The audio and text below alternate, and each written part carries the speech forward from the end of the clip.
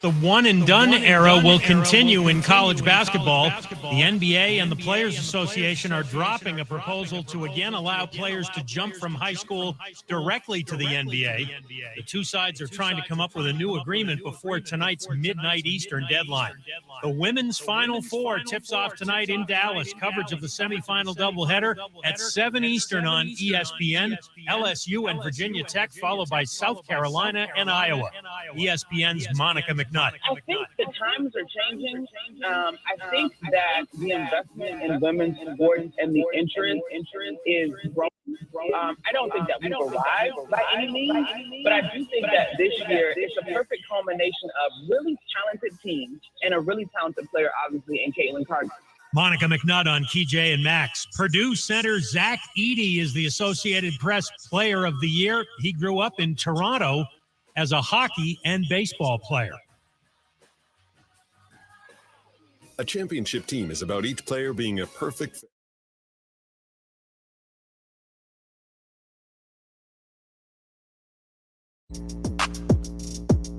Justin Kinner, Kev Nash with you here on 1410 ESPN Radio. We welcome everybody back. I'm Justin Kinner. He's Kev Nash. What up, though? Off and rolling here. How you feeling after yesterday's opening day bout? I'm feeling good. My hands have defrosted. I can move my fingers. I feel good. How are you feeling? I feel fine. I feel better now. I don't know why I'm looking at the camera. We're not on camera right now. I feel fine now.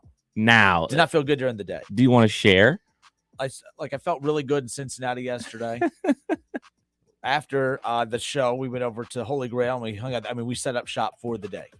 And when you get done working at 10 a.m. and the first pitch is until 4 o'clock, it's a lot of time to, take in some beverages between. Arm curls. So, yes, arm curls is exactly what it is. But I feel a lot better now. Had a blast, though. 44,000 fans in attendance at Great American Ballpark yesterday. And that was a regular season record. That's the most fans that have ever attended a game at Great American Ballpark, which is wild. I always say, sometimes that works against fans because all you're doing is showing the ownership that, last year, to be fair, what was Castellini right when he goes, where are you going to go?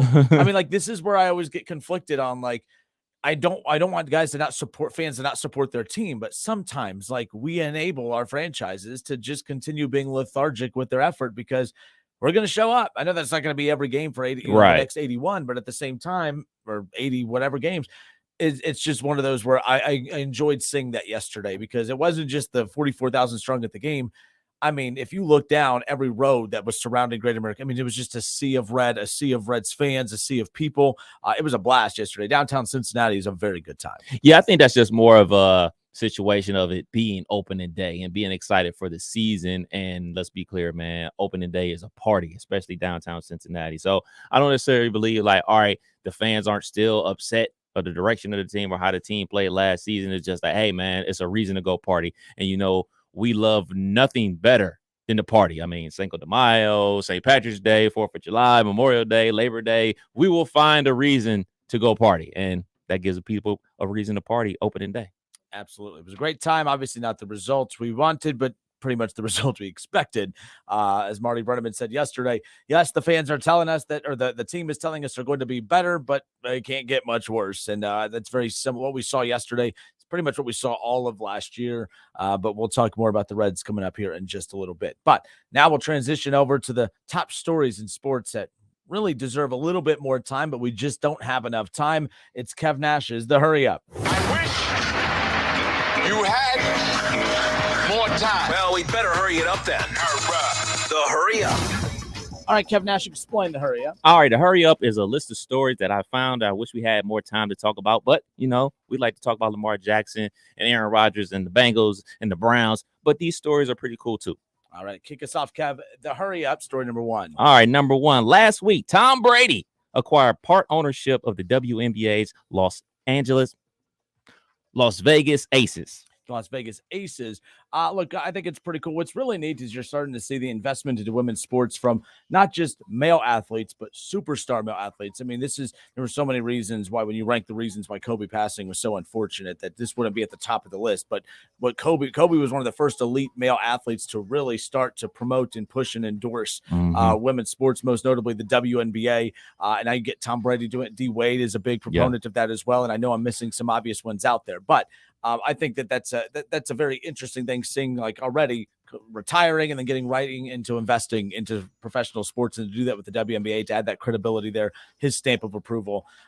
Interesting nonetheless. And a Vegas team on top of that. So, it's super cool because most of the time we see athletes investing in soccer teams across the sea and everything like that. But for him to be invested in a sport right here in our country, and WNBA no less, I think it's pretty cool. So we'll see. I mean, I am curious to see what other ventures he gets into. I'm still curious if he ever ends up back on Fox. I mean, he's taken the whole year off. He's supposed to be on Fox as an analyst next year. That's not going to be the case. There was kind of some, not tension, but conflict leading into, okay, what do you do with Greg Olson, who's actually killed it, who kind of looked as a bridge guy, who was going to give him like a little mini tryout. But Greg Olson's not just good. He's really, really good. And now it's led to the point where, you know, they're looking to keep him on board and Tom Brady, but Tom Brady not going to be working this upcoming season. I wonder if he'll ever make it over to Fox, but already he's wasting no time in getting into some of these ventures off the field. So there's that. Number 2, for the 26th straight year, the New York Yankees are the most valuable team in MLB per Forbes. That's not surprising at all. Obviously, it's your typical list of teams up there at the top, like the Yankees and the Lakers. But the team that has actually gained the most ground on that list, the Golden State Warriors. That's the team in all of professional sports over the last 10 years. The team that has actually not doubled, but tripled in value over the last 10 years has actually been the Golden State Warriors. Obviously, another West Coast team on top of that. And if I'm not mistaken, did they surpass the Lakers on that list? You have that list in front of you. I don't have the full list. Either way, the Warriors have been the one franchise that has gained the most value over the last 10 years than any other franchise in professional sports. They're not at the top of the list, but they have gained the most ground, or have at least covered the most ground. So I think that's fascinating. The Yankees, that doesn't surprise me at all. You know, you could sit there and say, well, it's the market that keeps them there, but you could see that they were desperate. That's why they had to do whatever they had to do to keep Aaron Judge, because obviously they became that valuable franchise. Yes, because the market of which they reside in, but also because of the star power that just enhances who they are as that organization. So it doesn't surprise me. Your typical list of teams right there at the top, of course, with the Lakers and the Yankees and the Dallas Cowboys and so on and so on. Your beloved Cowboys, man. Your beloved Cowboys. I'll say this about the New York Yankees. They haven't won a World Series since 2009, so that's 14 years. So a lot of good that's doing them. I'm a Yankee hater. So, I mean, there's some franchises you have to win to have that value, and then there's teams like the Yankees that, in spite of their on-field or lack thereof success, although they win games, they just, you know, they're the Yankees. You hold them to a higher standard. They don't even have to live up to that standard to still be that valuable franchise. I mean, that's why the Yankees are the Yankees, the Dallas Cowboys are the Dallas Cowboys. Cowboys haven't won a Super Bowl in 3 decades, and they're still the most valuable franchise in football. So it's just kind of, you know, sometimes winning isn't always everything. That's for sure. All right, number 3. This is pretty cool. Cleveland Glenville head coach Ted Ginn Sr. is headed to the National High School Football Hall of Fame. Ohio has already more members than any other state. Coach Ginn will be inducted July 1st in Seattle. So what's interesting about this, he's been doing this quite a long time. My high school, Van Wert, they made a deep run into the football playoffs this year, and they got knocked out by none other than Glenville, of course. And it's the first time I ever had to boo or root against Glenville and root against him, nonetheless. But that's one of the most respected names in all of high school athletics here in the state of Ohio. But I think that's pretty cool to get that honor right now, too. And I don't think he's close to being done. I mean, he thoroughly enjoys what he's doing. So that's a pretty cool honor right there. Definitely. I mean, they were finally able to get him that high school football championship in the state of Ohio this year. And think about some of the names that have gone through that high school and went on to the Ohio State University. Obviously, his son, Ted Ginn Jr., Heisman Trophy winner, Troy Smith, Cardale Jones, Marshawn Lattimore. So many guys that went through that high school and became not only stars at the collegiate level, but stars in the NFL as well. Pretty dope for Coach Ginn. So that was his first state title this year. Yes. Okay. Yes. So at least my high school, they lost to the state champion. But wow. So, I mean, and again, state championship not having one doesn't mean you're not successful, but with as successful as he has been and that program has been, for that to be his first, I think that's pretty exciting. So congrats to him on that. But yeah, pretty neat. All right. Number 4, Rockies pitcher Daniel Bard will start the season on the IL to deal with anxiety. Bard has had a 7-year gap in his MLB career because of the yips. This is always a tough topic to talk about because I feel like for years we've been using the excuse of we're in the infancy stages of really starting to take this type of stuff seriously. But I do think at some point sports is going to crack down on this, and not in a bad way. But what I mean is they are going to start looking at it the same way they look at as a guy with bad ankles, as a guy with bad knees, as a guy with a bad heart condition. This is not me being insensitive, but I do think that your best ability is your availability. I don't think that you get a pass just because you have anxiety. And I'm not being disrespectful. I'm not trying to be insensitive to this, but at a certain point, teams and even our bosses, by the way, at a certain point, I know right now everyone's walking on eggshells of how to deal with employees who use anxiety, and some use it and some it's legitimate. And some use it, some abuse it, some it's real, some people lie. Yeah, for sure. But this is unfortunate. Not him. By the way, he's not abusing it. I'm not accusing him of that at all. But there are those who do it, and then it leads to this back and forth of like, okay, who do we take serious? Not right. This is a serious thing, but at the same time, I don't think teams at some point as a business are going to be wrong when they say, look, man, we know you're talented and we know that you're actually physically a very healthy individual. You don't miss time because of physical ailments, but I think that your mental, not toughness, I think it's the right mental strength or ability is just as important as your physical ability. And if you can't match your physical ability with your mental ability, unfortunately, we have to be a little hesitant to move forward with you because we need you out on that field. That sounds cold-hearted. I get that, but no offense, but when has sports ever been anything but cold-hearted at the end of the day? This, the reason I think this is important to talk about is because he is going to be the face of, and a lot of athletes out there be the face of, okay, having the courage to go out and talk about how, like, okay, anxiety is why I'm going to miss this game, not hiding it, not do lower back soreness.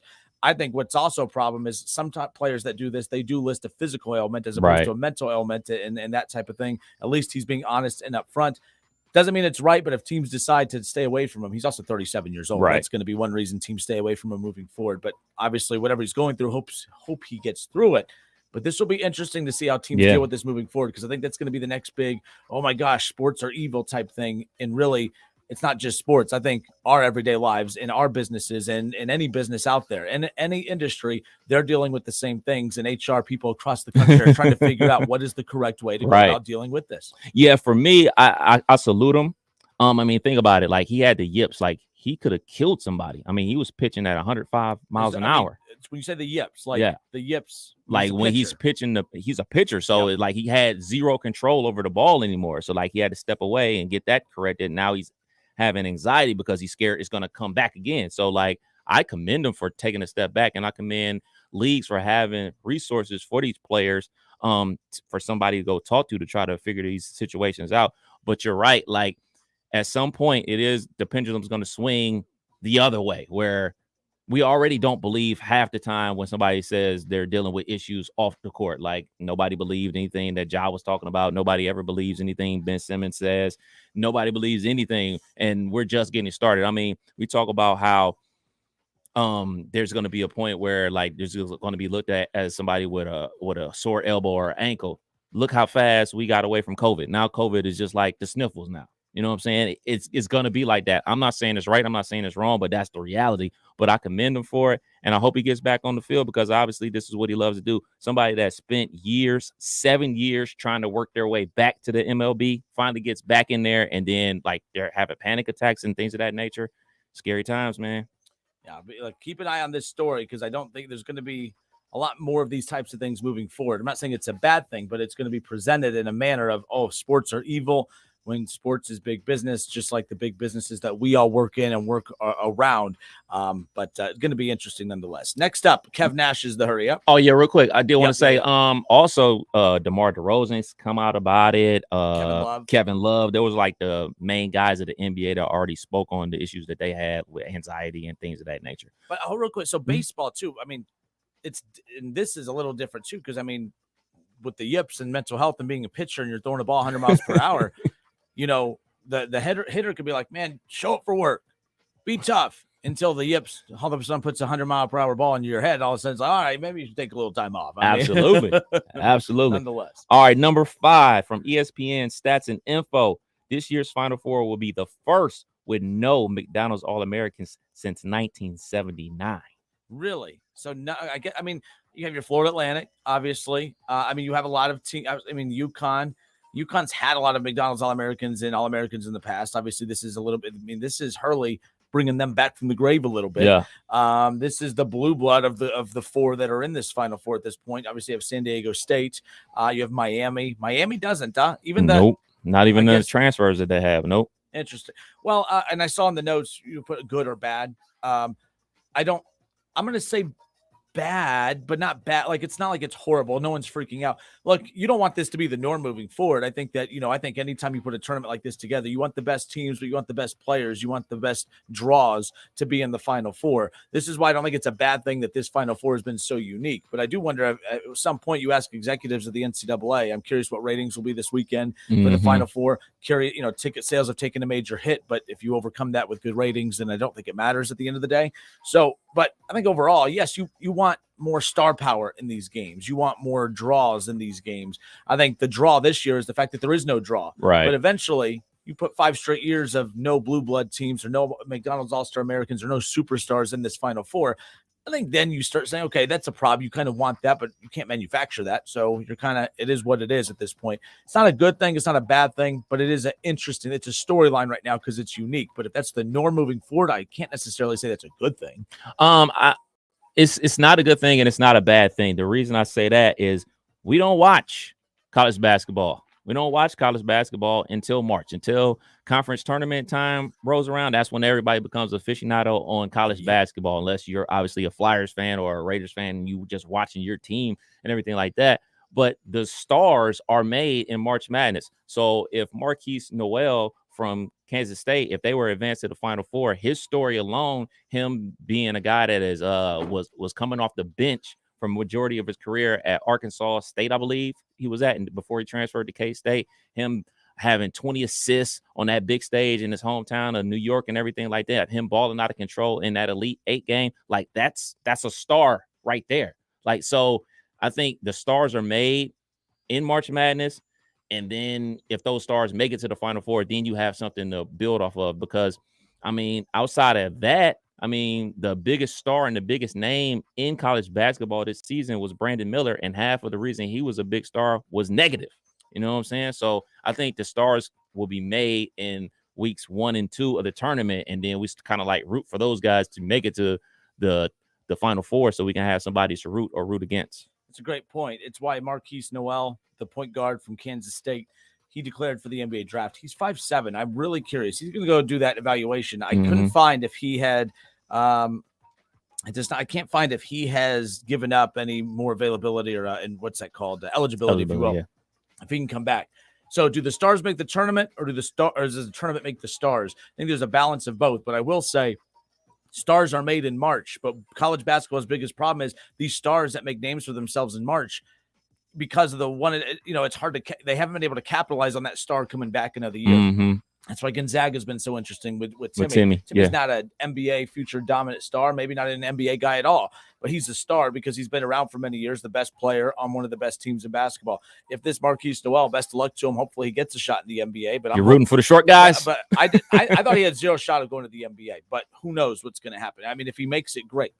This is a guy that was made a star because of the tournament. It's been great all year. Yeah. But the tournament made him a star. So let's say he doesn't get a good draft evaluation. He comes back for Kansas State. My gosh, that's going to be a household name next year. Everyone's going to remember the great performances he put on through the tournament. So I think that's something to keep in mind too. Sometimes the tournament's going to make the star, not always the star make the tournament. So for sure, you had a bonus one though. So this thing keeps getting brought up. Look, I'm a Buckeye fan. I'm a big Marvin Harrison Jr. fan, but you get it. Ohio State fans being a little sensitive towards this, and we have to be sensitive to head injuries and all of those types of things, especially with concussions. But how about this, Kev? Georgia football, Javon Bullard, he inks Buckeye Crunch NIL deal stemming from the hit on Marvin Harrison Jr. in the college football playoff semifinal when they knocked off Ohio State, and when, no pun intended, he knocked off Marvin Harrison Jr. out of that game. So so this time it's going to be in the form of a Bullard's Buckeye Crunch. It's a new flavor sold by Alumni Cookie Dough, so it's ice cream, not cereal. And the Buckeyes are still bothered by the targeting reversal following the hit on Harrison. In fact, Ryan Day still and this goes back to our topic the other day. Why does he keep bringing it up? He keeps being asked about it. So, but Ryan Day is still very frustrated about that. He talked about that in the spring practice, media availability with them. But Bullard's hit on Harrison was infamously printed as a signed photo by a memorabilia company representing the Bulldogs earlier in the year, which also caught a lot of heat. Copies of the hit signed by Bullard with a night inscription were being sold by More Than Sports before the company apologized and took down the option to buy. So keep that in mind. But night, LOL bet, Harrison tweeted in response this past spring. Look, at the end of the day, this is a player. These are those unique, creative opportunities that present themselves from the game that these athletes are then using to capitalize on an NIL opportunity. I know this may sound mean of me, but I like it. I think it's kind of funny. It may sound insensitive. Maybe it's funny because Marvin Harrison Jr. is fine. But if he wasn't fine and there was neck trauma, I wouldn't find it funny. But it was a football hit. I don't think it was intentional. It wasn't dirty. And to be honest, it wasn't targeting. The officials said that's what everyone keeps hanging their hat on, right? I don't have a problem with it. But if there was something seriously wrong with Marvin Harrison Jr. or something bad came out of it, obviously I would have a problem with it. But I think all's well that ends well. This kid's trying to capitalize on a moment. We'll see what happens. Absolutely should. I won't be buying it. I mean, I'll take some free samples. But no, seriously, I don't have a problem with it because, like you said, people are capitalizing and they're being creative of how they're going to sell merch or sell whatever they're selling to the fans. And that's what NIL is all about. People want to complain about NIL about, oh, man, you're giving dudes money before they even show up on campus, before they even do anything. Well, he did something. He did something major. He did something that basically won them the national championship. So, yes, he deserves an NIL deal. So there's nothing different from, let's just say, I don't know, say JT Barrett was still in school when NIL was the thing. And one of his great plays or touchdown passes, the comeback versus Penn State. And we call it the JT comeback, and he starts selling shirts with it on. What's wrong with that? Because he accomplished that. He was a part of the team.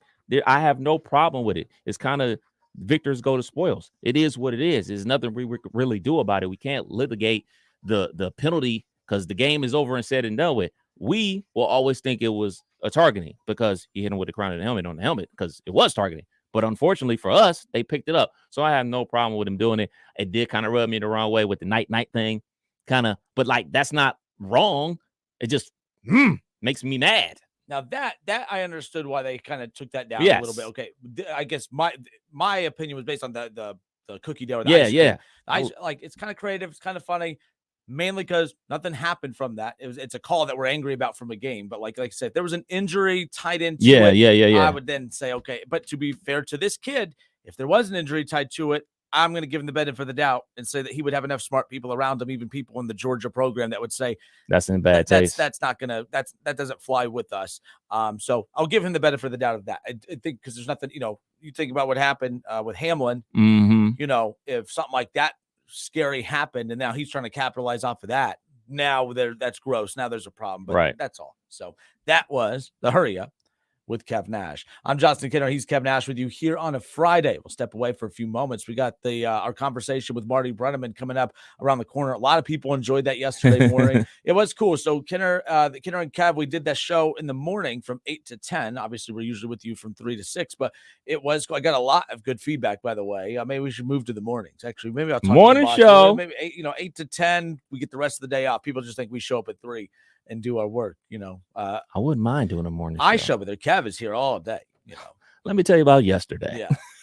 So, but nonetheless, that was a lot of fun. So we had Marty Brennaman on with us, and a lot of people enjoyed that. He had a ton of great stories from his time, especially on opening day, and just things he saw in the broadcast booth. Just once you get Marty going, he didn't stop. It was one of my favorite interviews that we've done together on the show. So we have that interview coming up around the corner as well. It's all about toys. Yeah. Yeah. Sex toys, to be exact. Marty, yes. I mean, that's quite a tease. He said joint and sex toys. He had 2 stories that revolved around those. I kid you not. There were some people at Great American Ballpark when they heard that. Just kind of like, did he say that? I'm like, why are you surprised? Marty's awesome. We'll have that for you. Coming up around the corner, Kinner and Kev, 1410 ESPN Radio. It's the Justin Kinner Show with Kev Nash on 1410 ESPN Radio. ESPN 1410 Wing AM weather. Our forecast says severe thunderstorms a possibility tonight. It'll be windy, a low of 50. Wind advisory for Saturday with rain and 55 our high. And then sunshine on Sunday with a high of 55. I'm Rick Shrimp for 1410 ESPN Radio. Want to make tonight's dinner a perfect 10? Swing by Lee's Famous Recipe Chicken and pick up a 10-piece strips meal for only $24.99. With 10 freshly marinated, honey-dipped premium tenderloins, 3 dipping sauces, 2 of our irresistible large sides, and 5 fluffy biscuits, it's family time made from scratch. Take home a top-notch dinner the whole family will love from Lee's Famous Recipe Chicken with our 10-piece strips meal for only $24.99. Only at Lee's. Famous for chicken.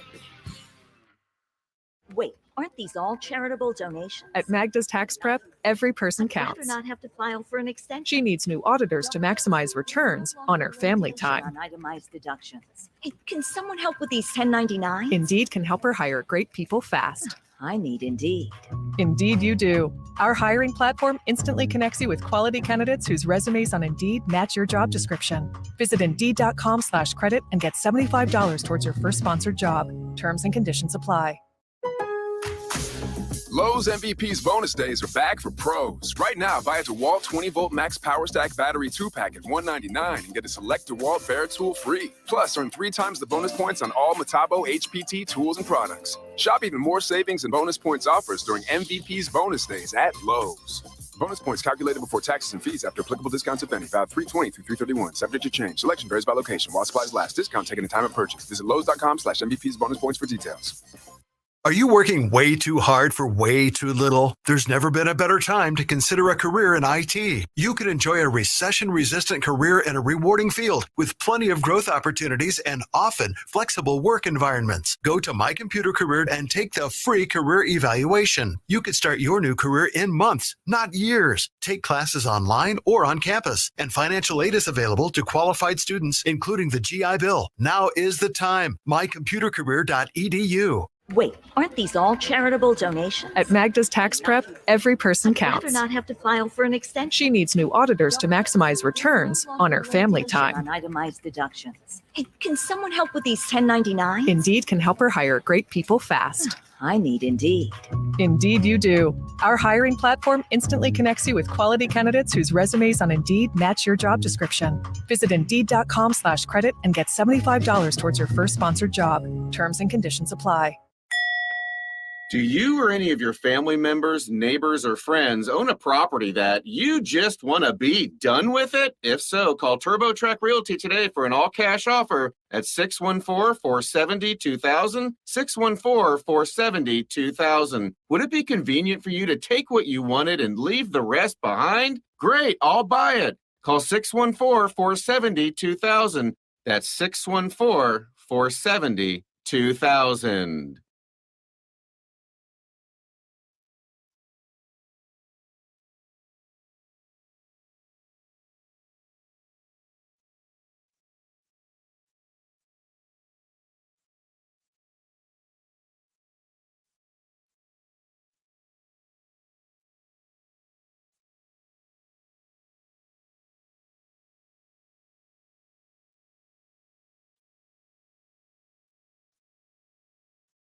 $5,000 sign-on bonus. That's right. My friends at Cordell Transportation are now hiring experienced Class A CDL drivers with excellent work history. If that's you, apply now. Cordell Transportation offers home daily dedicated lanes, no-touch freight, and brand new equipment, plus a $5,000 sign-on bonus paid over 18 months, paid orientation, and company 401k with company match. Apply online at CordellTransportation.com. Cordell Transportation, driven to succeed.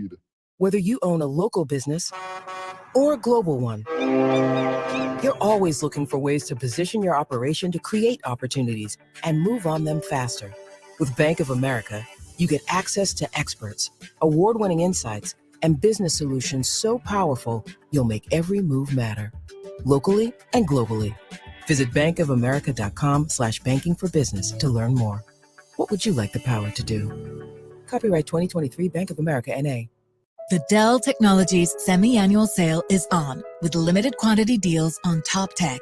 Save on select PCs powered by the latest 12th gen Intel Core processors like thin and light XPS 13 laptops, Inspiron laptops, and 2-in-1s.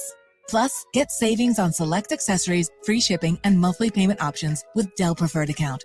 Save today by calling 877-ASK-DELL. That's 877-ASK-DELL.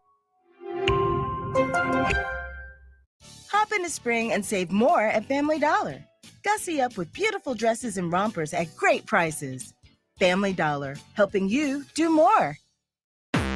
Whether you're at home, at work, or in your car, tune in to ESPN 1410 Wing AM or stream us live at wingam.com.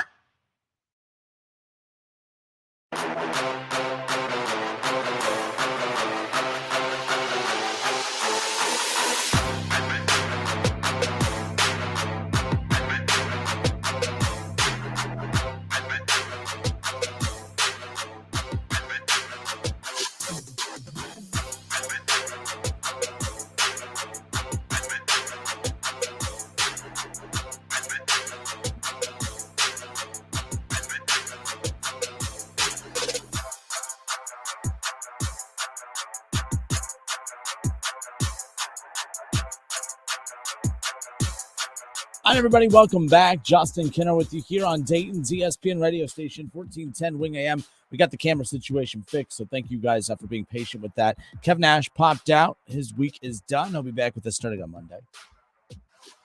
All right, so appreciate everyone who tuned in and hung out with us yesterday morning.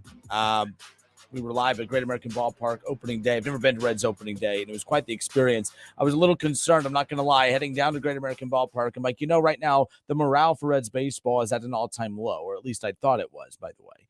I was like, man, I'm hoping that this is still a good experience. I'm hoping that there's still that fire and that energy and that excitement level. Even with all of the losing and all of the negativity and the morale just being at an all-time low, as I mentioned. We talked about this with Hal McCoy and Marty Brennaman throughout the week. For those two legends who have covered and been involved with this franchise for decades, and I mean decades, 95, 96 years combined between the two covering, the Cincinnati Reds. Both Hall of Famers told us on the show this week that they cannot think of another time where Reds fans were this down and this negative about the team. And the team has earned that negativity. Don't get me wrong. But I was amazed yesterday at the excitement and the energy, and that was one hell of an experience. Before and after the game itself, the energy was there, the excitement. Obviously, the outcome is about what we expect every time the Reds do take the field, some crazy way for them to find a way to lose. But the Reds go down at the hands of the Pirates game one of a 162-game season, and 161 to go. The Reds lose 5-4 yesterday. And I am curious, by the way, the only thing 44,000 fans. It was a regular season attendance record for the Cincinnati Reds. And the reason I bring this up, and look, I can have a hot take on David Bell pulling Hunter Green too early, in my opinion. It's too early for my blood pressure to be high because of a decision that David Bell made. I did not agree with it. I do think that David Bell pulling Hunter Green at that moment did lose them the game. I'm not guaranteeing that Hunter Green would for sure got out of that inning and got out of that jam, but the guy was a strikeout machine. I know he lost some of his momentum, especially after the pitch clock violation. But we'll get to that later. But at the end of the day, game one of 162 games, I need to see a bigger sample size of games before I start getting too over the top with David Bell decisions. That's for sure. But my main takeaway from yesterday's game is, and Kevin and I talked about it to open the show, how do we assess the temperature in the room as far as that what Reds fans feel towards this organization? Because I was in Cincinnati yesterday, spent the entire day. Just got back earlier this afternoon. In that city, it was, I'm not saying there was no Bengals gear or anything else. It was all Reds. Cincinnati Reds head to toe. I mean, it was just unbelievable. It's a baseball city. I know the Bengals are the hot thing right now, but I do still think at the end of the day, it's a baseball city. It's a Reds city. The Reds right now are down. I get that. The Bengals are up. So the Bengals have a lot of positive momentum, but that it's a baseball city. And that was more than evident yesterday. So with that being said, every one of you that are negative about this franchise and negative about ownership and negative about this team and don't want to support this team, there was 44,000 people and more, by the way. There was 44,000 people inside the ballpark. There was still a sea of red of fans that filled up all the sports bars and all the businesses and the streets.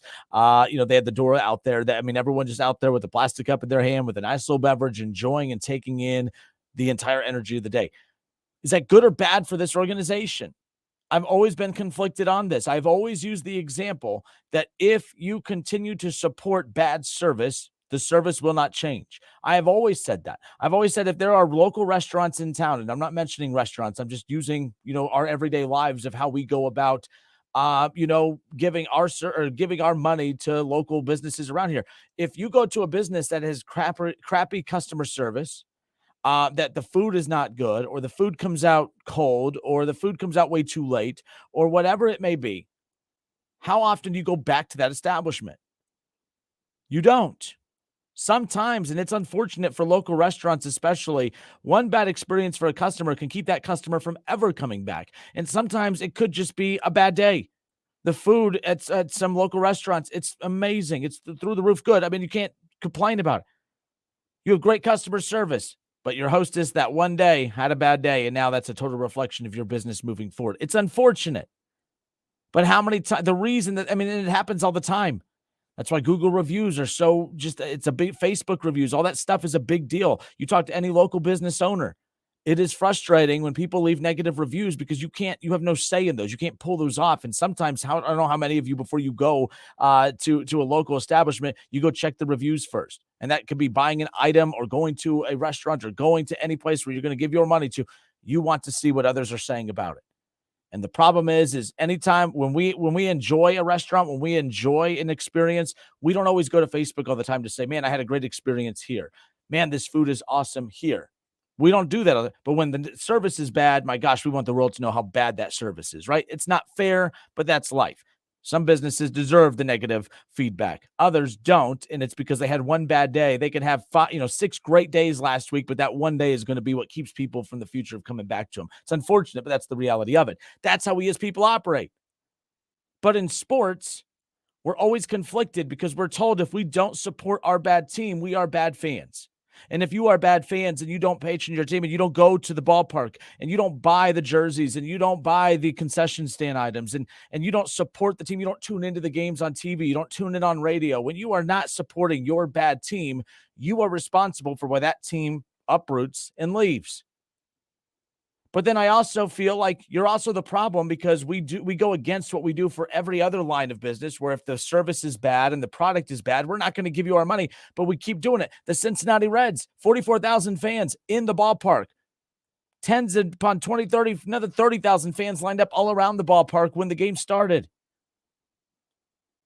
The product is bad. You've told me that. The ownership, horrible. You've told me that. You've told me you're not going to watch, you're not going to listen, you're not going to support. That's not the message that we got yesterday. Now, it doesn't mean that that's going to be the same attendance and the same amount of support moving forward. All right. Opening day is something special, something different. But hear me out on this. The Oakland Athletics, and shout out to, I want to make sure I'm giving him the right, the credit here. He just tagged me in this tweet a little bit ago. I want to make sure I'm saying the right name. Scott Campbell. Scott Campbell's been a longtime listener. Appreciate Scott. Very interactive on social media. He always tags Kevin and I and stuff, like just kind of, if we think so, we'll find it interesting for the show. But he tagged me on Twitter, and it's, it came from Baseball Quotes, and it's an opening day in Oakland. Now, keep in mind, Shohei Ohtani pitching on the mound yesterday. All right, you had the Angels at the Athletics, and it was opening day. And my gosh, there was not a single seat. There's not a single person in any of the upper deck seats. It is like sprinkles on a donut of people throughout the lower bowl. Scattered far and few between. It's opening day. If fans can't get the bottom line is that the product for the Reds is not good. You've told me that, but you're also telling me it's not bad enough for you to not support this team, although you do tell me you don't support this team, so it doesn't make any sense. The Athletics, I don't see them being in Oakland much longer because, unfortunately, the only way to get ownership to have your attention is to not support the team, but when you don't support the team, you end up like Oakland where they're going to have their team pulled. This is why last year, if I sat down with the Castellinis today, and I asked Phil if he regrets those comments from a year ago when he said, where are you going to go? He is going, if he was answering me honestly, he would say, no, he doesn't regret it because he's not wrong. And you guys proved that to him yesterday. Phil Castellini is smug and he's confident. And we said he was horrible for saying what he did last year, that he was wrong for what he said last year. But the thing is, he's not. The Cincinnati Reds have been an embarrassment of organization for almost a decade plus now. And yet there was a regular season attendance mark made yesterday with the most fans to attend a Reds regular season game at GABP in the midst of the lowest morale point in Reds history. I don't get it. I'm glad that was there. I was heading down to the ballpark expecting to witness a disaster. I was like, man, I finally get opening day tickets. I finally get a chance to go see this live. And I'm like, I really hope when I get there, it's not a down in the dumps type of vibe. I hope that there's some excitement. I hope that there's some energy. And there was, because there was alcohol. But there really was that passion and that excitement, and I felt it. And you can hear the cheers. You can hear the excitement. You saw the disappointment that it basically sums up Reds fans when it was all said and done on the strike 3 at the end of the game, of course. But at the end of the day, I'm telling you right now, I have a hot take for everything. I do not know what the solution is. I don't want to tell you not to go to games. I don't want to tell you not to support the ownership. But I feel like if you support the ownership like yesterday, Phil Castellini sits back and says, yeah, like I said, where are you going to go? Because he's not wrong. He said that confidently. That wasn't a slip of the tongue. That was, he didn't accidentally say that. He said it because he believes it. And he said it because he's right. Where are you going to go? You proved him right yesterday. And I'm not calling you out for it. I'm not saying you're wrong. But that threat, he's not wrong. Where are you going to go? Because if you go look at that picture, I just retweeted it. And Scott Campbell, again, thank you. Go look at that opening day crowd for the Athletics against Shohei Ohtani, the biggest name in baseball. Okay, you don't want to go support your team, fine. But if Shohei Ohtani can't put asses in seats in Oakland, that's a dead baseball market. Get the hell out of there. I don't know how the Athletics survive and moving forward. I don't. There's been rumors of them being plucked out of there for a while. Whether they put a team back in Montreal, whether they put a team in Vegas, whatever. But I do believe the Athletics, they gone. I just don't see how they can sustain that. That's the most, it's opening day. You couldn't put butts in seats there. So that's why I'm saying I don't have a hot take. I always have a hot take. I don't have one. If you go to fill up Great American Ballpark, you are enabling ownership that won't do anything to put a winner out on that field for you to cheer and support, because you're going to cheer and support no matter what the problem is.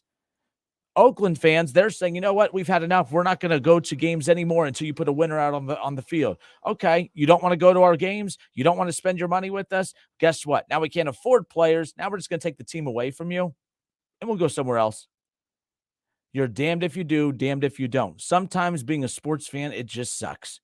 Sometimes it just sucks, and I have no solution. I don't know what the right answer is. Support bad ownership, and you enable the bad product on the field. If you hold ownership accountable and don't go to games, they threaten to pull it and send it somewhere else where fans will be dumb enough to go to games. I don't know what the right answer is, folks. I really don't. I had a blast yesterday. I loved the experience. I got goosebumps throughout the opening day crowd. That was actually because I go to a lot of Reds games. I've never been to opening day, but the Reds have been bad for a long time. So I've never been to a Reds game with them winning or them being some kind of momentum. And I've never felt that energy at Great American Ballpark before.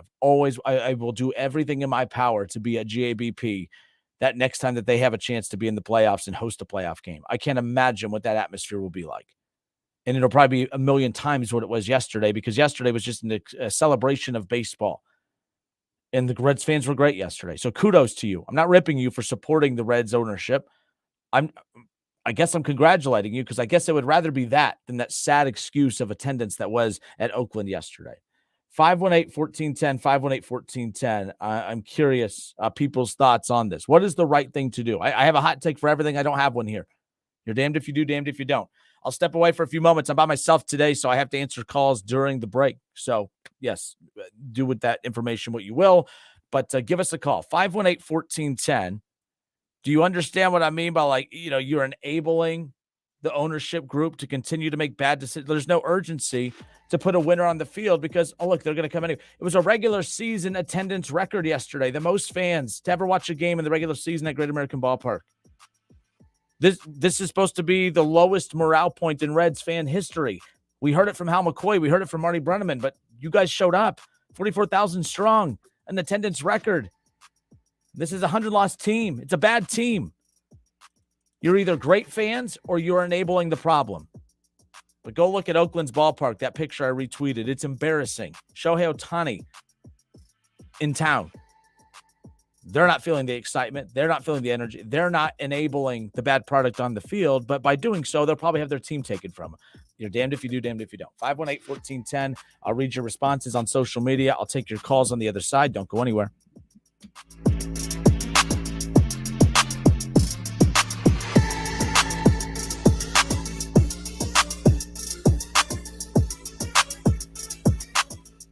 It's the Justin Kinner Show with Kev Nash. Justin, you're awesome, baby. Right here on 1410 ESPN Radio.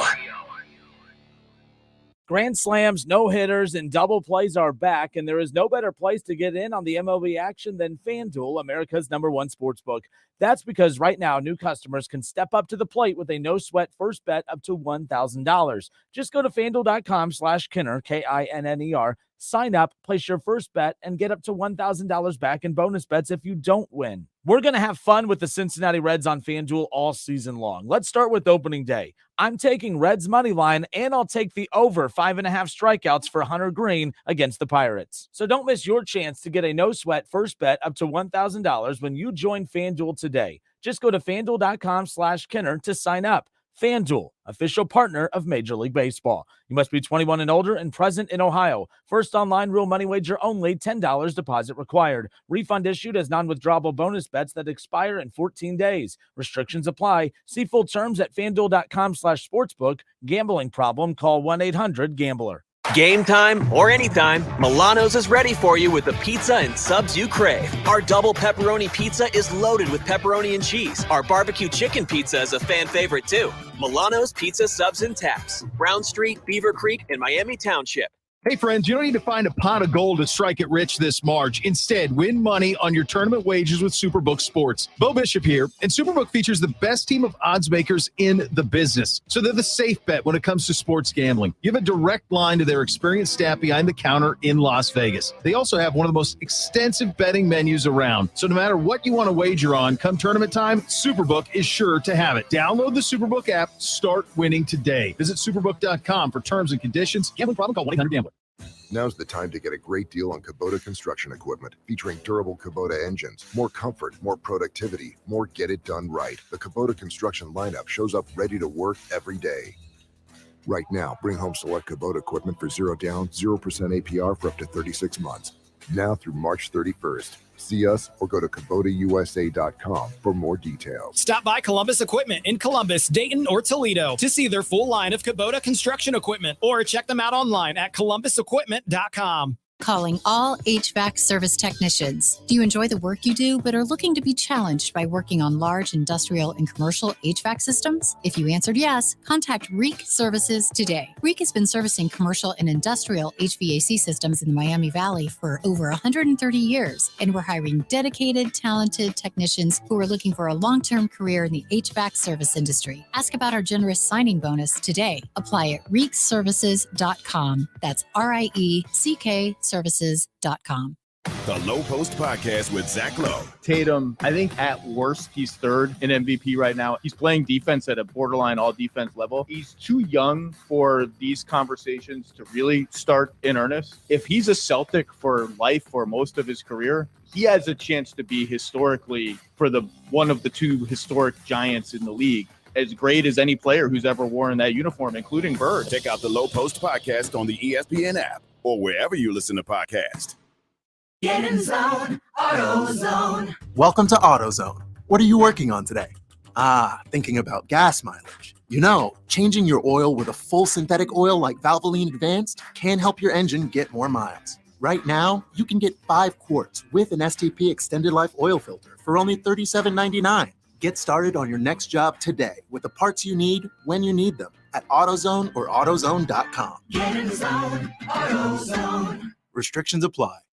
At QC Kinetics, we have story after story of patients freed from agonizing pain through amazing regenerative treatments. But this one, well, it's special. My father, who is 70 years old, had both of his knees worn out. He went to an orthopedic surgeon who said, you need both of your knees operated on. We can book you for next week. That's Dr. Daniel Zuckerman, medical director for QC Kinetics. Had him come to QC Kinetics. We treated both of his knees using our protocols with regenerative medicine. Within a few months, he was back to walking. A few months later, he was at the gym exercising 3 times a week. He can keep up with our 3.5-year-old little girl. No surgery, no complicated rehab or downtime. It's completely life-changing for him. You have options too. Before they whisk you away to surgery, slow down. Call QC Kinetics now for your free consultation. Call QC Kinetics, 937-936-0325. That's 937-936-0325. 937-936-0325. It's time to hop in to Esther Price Candies and check out their ready-to-go Easter baskets, or create your own basket with their variety of delicious cream eggs, peanut butter eggs, and huge selection of novelty chocolates. Easter is hopping around the corner, so don't wait and come into any of their locations to get your favorites. Give them a call to place your order for shipments, or shop online at EstherPrice.com. The homemade goodness everyone likes. There's a whole lot sweeter with fine chocolates from Esther Price. Discover credit cards do something awesome at the end of your first year. They automatically double all the cash back you've earned. That's right. Everything you've earned doubled. See terms and check it out for yourself at discover.com/match. All sports, all the time. This is 1410 ESPN Radio.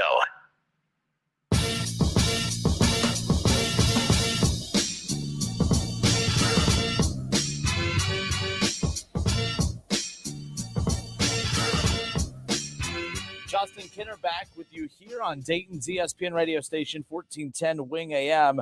Opening day yesterday, the Reds go down at the hand of the Pirates, 5-4 the final. It took all 9 innings for the Pirates to hold off the Reds' comeback attempt late, but just wasn't enough. The Reds start out 0-1, but they did it in historic fashion as the regular season attendance record was set yesterday, 44,000 plus, filled up the seats and lined the concourse at Great American Ballpark, taking in the Reds' opening game against the Pirates. The Reds off today, back at it tomorrow. Pirates game 2 and 3 Saturday, Sunday, and then game 1 against the Cubs on Monday night. They start a 3-game series, 6 games all at home to kick off the season. How many of those games will they take? That's going to be the question. I thought they could take 2 or 3 from the Pirates and maybe 2 or 3 from the Cubs, but losing with Hunter Green on the mound, kind of a killer, if you ask me. But Hunter Green, mixed emotions about his debut this season, of course. 8 strikeouts. He was cruising along as far as that department goes. But if he wasn't striking them out, he wasn't getting them out easy. He gave up a few hits. He kind of got rattled. Kevin and I talked about this on yesterday's show. I said the one thing about the pitch clock that we're not talking about, we keep saying, okay, the pitch clock, does it benefit the pitcher or the hitter? When we talk about how the pitch clock benefits the pitcher, we talk about the pitcher and how it benefits them when they're rolling and when they're, when they have momentum and they just want to get that ball back and immediately start throwing because, they're feeling comfortable. But as I talked about, what happens when a pitcher is not feeling comfortable? What happens when a pitcher is starting to kind of crumble a little bit?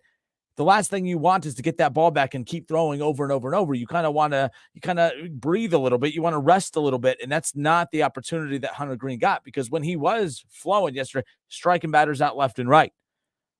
All right. But he had that O'Neill Cruz, on that O'Neill Cruz, he had him in an 0-2 count. And then he picked up that pitch clock violation. After that, the count went 0-2 to 3-2 within 2 pitches. And then Cruz homered to right field. And then the Reds, that kind of led to the unraveling of Hunter Green after that. Started walking some guys. So the pitch clock, I think, obviously got a casualty yesterday in Hunter Green. I mean, everything was going well. And I'm about to use a line. I hate when people use it because it sounds so silly. Everything was going well until it wasn't, but that's exactly what happened yesterday. But it's baseball season. It's also tax season, wrapping things up again. I don't know if you're like me. I mean, when we come back on Monday, it's officially going to be April, which means we're a few weeks away from the tax deadline, of course. So if you're like me and you've put it off, I keep every week texting Michael Maxwell, Arrowhead Tax Service. This is going to be the week that I bring in my taxes, okay, to get my taxes done. Haven't done it yet, but it's on the books for next week. I am going in next week to see Michael Maxwell to get my taxes done. So if you are like me and you have waited to the last minute to do it like I do every year, I shouldn't, but shame on me. Here I am. I know just the guy to call. He'll get you taken care of. He takes care of the taxes for myself, for Kev Nash, for Keith Byers, and he takes care of all the families here at 1410 Wing AM. And I know he'll take care of you as well. He likes to say that he takes the stress out of tax season. He gives a 25% discount to all military veterans and first responders. And the best thing is you can call for a free estimate today. It's Michael Maxwell Arrowhead Tax Service, 937-543-5770. 543-5770. Give him a call for a free estimate today. He's based out of New Carlisle, but the cool thing is if that's a little out of your driving range, if you have the Taxes to Go app, you could send him all of your information through the Taxes to Go app. He'll file everything. You'll have everything taken care of. You don't even have to make the drive over there. It's that simple. Like I said, he likes to take the stress out of tax season, and that's definitely the case here. I'm just being lazy. Don't be lazy like me. Let's make a pact that next week, we're going to, for those who have not filed yet, that we're all going to get this taken care of well ahead of that deadline coming up here in a few weeks. Again, also portions of all tax returns that are filed, of course, he gives back to the community with every paid return. So keep that in mind as well. The address, 113 West Jefferson Street in New Carlisle. Give him a call for that free estimate, as we talked about, 937-543-5770. 44,000 strong at Great American Ballpark yesterday, an attendance record in the regular season. And while we were celebrating it, I started questioning it. I'm like, wait a minute. We had Marty Brennaman and Hal McCoy on the show this week, both who have you combined that. So Marty called games for 46 years. Hal's been covering the team for 50 years. If my right state math serves me correctly, that is 96 years combined between the two Hall of Famers calling games and covering this historic franchise, right? And we've asked them on multiple occasions, is this the lowest morale point that they can point at for Reds fans and throughout their whole time covering and working around this team? Both said yes. No question about it. There's been a lot of losing seasons. There's been a lot of down periods for the Reds, but this is the morale for Reds fans has never been lower, according to both Hall of Famers. But yesterday, 44,000 strong at Great American Ballpark, a regular season attendance record, with the morale point being so low. Now, I know that there are 80 plus games. There's 80 more games to go at GABP. All right, if you combine attendance over the next 10 games, that may not equal 44,000 fans. I get that. But I was told, I'm not going to games. I'm not going to support the Castellinis. I'm not going to watch. Kinner, I love you. I love your station, but I'm not going to listen to the Reds this year. Well, we had a ton of activity on social media. All right, we had great numbers on the station yesterday. Attendance record at GABP. Anything Reds related on social media takes off. Like, people care about this team, and I want to scold you for it. I want to yell at you for it. I want to say, stop enabling the bad product. Every time you fill up that ballpark, you're telling ownership, well, I know we need a better team, but what's the rush? These fools are showing up anyways. So if you do that, you're a problem. You're enabling it. But if you don't do that, you look like the Oakland Athletics.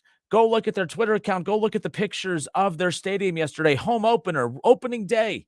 Shohei Ohtani, Mike Trout, the Angels in town, the face of baseball, and Shohei Ohtani, the hottest name in all of baseball, not just in Major League Baseball, but worldwide. You saw that in the World Baseball Classic. It was unbelievable.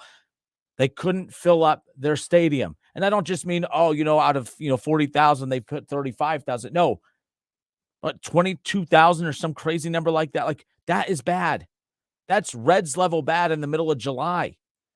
And opening day is supposed to be the time of year where there's the most excitement, and then it dwindles after that, especially if you have a team that is not going to contend.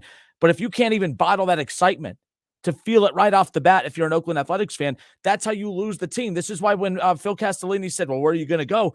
He said that confidently. He doesn't regret it. If you got a truthful answer from him, and I'm not even talking bad about him. I think if you got a truthful answer from him, he may regret the backlash that came of it, but I don't think he regrets saying it because I think he believed it. And he's not wrong. Where are you going to go? Where else are you going to go? What baseball team are you going to drive to Cleveland and go to the Guardians games? Huh? No, he wasn't wrong, folks. Oh, well, we'll just be Bengals fans. Okay, cool. Well, it's March, so good luck waiting till September before you watch your Cincinnati Bengals. Like, we all can say, oh, there's plenty of other things we could do. What? Like, he knows that. And you guys proved him right yesterday.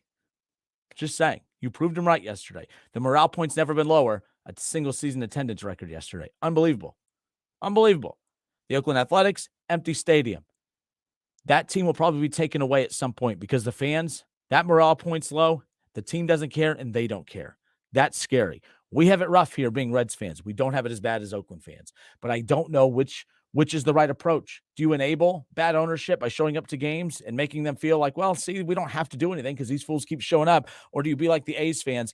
I love my team, but I'm so angry. I'm not going to go to the ballpark. And then by not going and not spending money and not giving them ratings and then them losing money to the point where they have to sell the team to be able to make some money off of it. Now you are why they left. You're damned if you do, damned if you don't. What is the right solution? 518-1410, 518-1410. Let's go to the phones with Mike. Mike, I appreciate your patience, man. How are you? Pretty good. Yourself? Not too bad. What you got for us? My thought on it has always been they need, I know it probably won't ever happen, but they need a salary cap, because with a salary cap, that means there has to be a salary minimum. And that would force these teams that don't want to spend the money to spend the money. Oh, I mean, but the thing is, though, the salary cap is never going to happen. I mean, that's been talked about recently as well. I mean, the NFL players, the NFL, Major League Baseball Players Association has come out and said that the Players Association will not approve a salary cap. I mean, they like it right now. I mean, the players are just rolling in dough. But you are right. That is the solution. And it's like the players know that, and I think owners know that, but no one's going to agree to a salary cap. And that, I mean, they're killing their own sport when it's all said and done, and that's what's frustrating about it. I agree. Yeah, I used to watch baseball, and I've kind of pulled back from watching it because that's one of the things. It's like they just don't put a good product on this. So what's the point of watching? Yeah. What do you credit? And again, I'm not naive enough to think that 44,000 are going to fill up GABP every single home game, nor will 30,000. But I mean, the morale was at an all-time low, and yesterday a single season attendance record was set. That's wild to me. I was expecting just a low year for opening day for the first time ever, and that wasn't the case.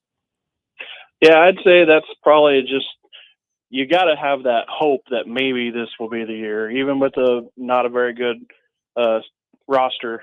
There's got to be that hope, and maybe that's what people are going off of. They're just like, well, maybe we can get there, but. Yeah, I just said that. Nope. Without the salary cap, it's not going to force these owners to spend the money. So nope, that's going definitely. Unfortunately, that is the case, nonetheless. But all right, Mike, I appreciate you being patient, sitting on hold, and thanks for the call, my friend. Have a great weekend. You too. All right, good stuff. 518-1410. Damned if you do, damned if you don't. Do you go to the ballpark, support the team, and enable ownership, and basically you stifle any urgency to put a contender out on the field? Or do you not show up and basically be responsible for why no money and no revenue pumping into a team forces them to be taken out? I don't know. But yesterday was really dang cool. My first opening day experience. So there's that. I did have a buddy that had opening day tickets, drove to Cincinnati, could not find parking anywhere. Ended up not going. He said, I'm not parking I'm not going to park 3 miles away.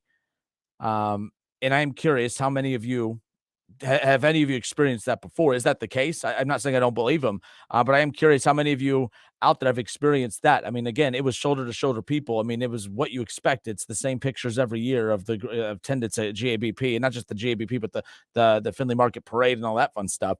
But did any of you have issues or had issues trying to get to GABP and not be able to find parking?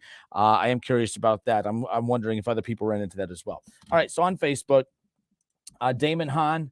Let me make sure people can read this for those who are. By the way, the Justin Kinner Show Facebook page, please go and subscribe and follow that page.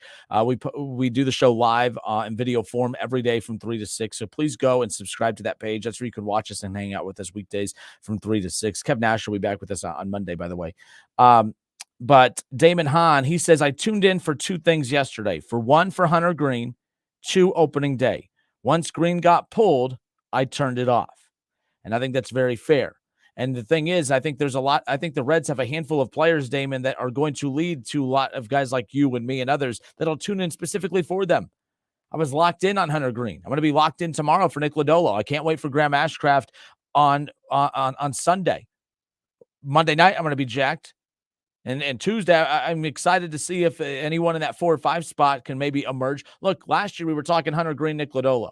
We weren't talking about Graham Ashcraft. Graham Ashcraft, as the season went on, all of a sudden proved to be a young, proven star to complement the likes of Hunter Green, Nick Lodolo. And if the Reds are fortunate to develop a 4th one, heaven forbid, a fifth one with the talent they have coming up through the system. I mean, my goodness, you might have anywhere between 3 to 5 homegrown, ready to go pitchers here in the next year or two when this team's ready to really hit the ground running. But Damon, thank you for chiming in on that as far as that's concerned.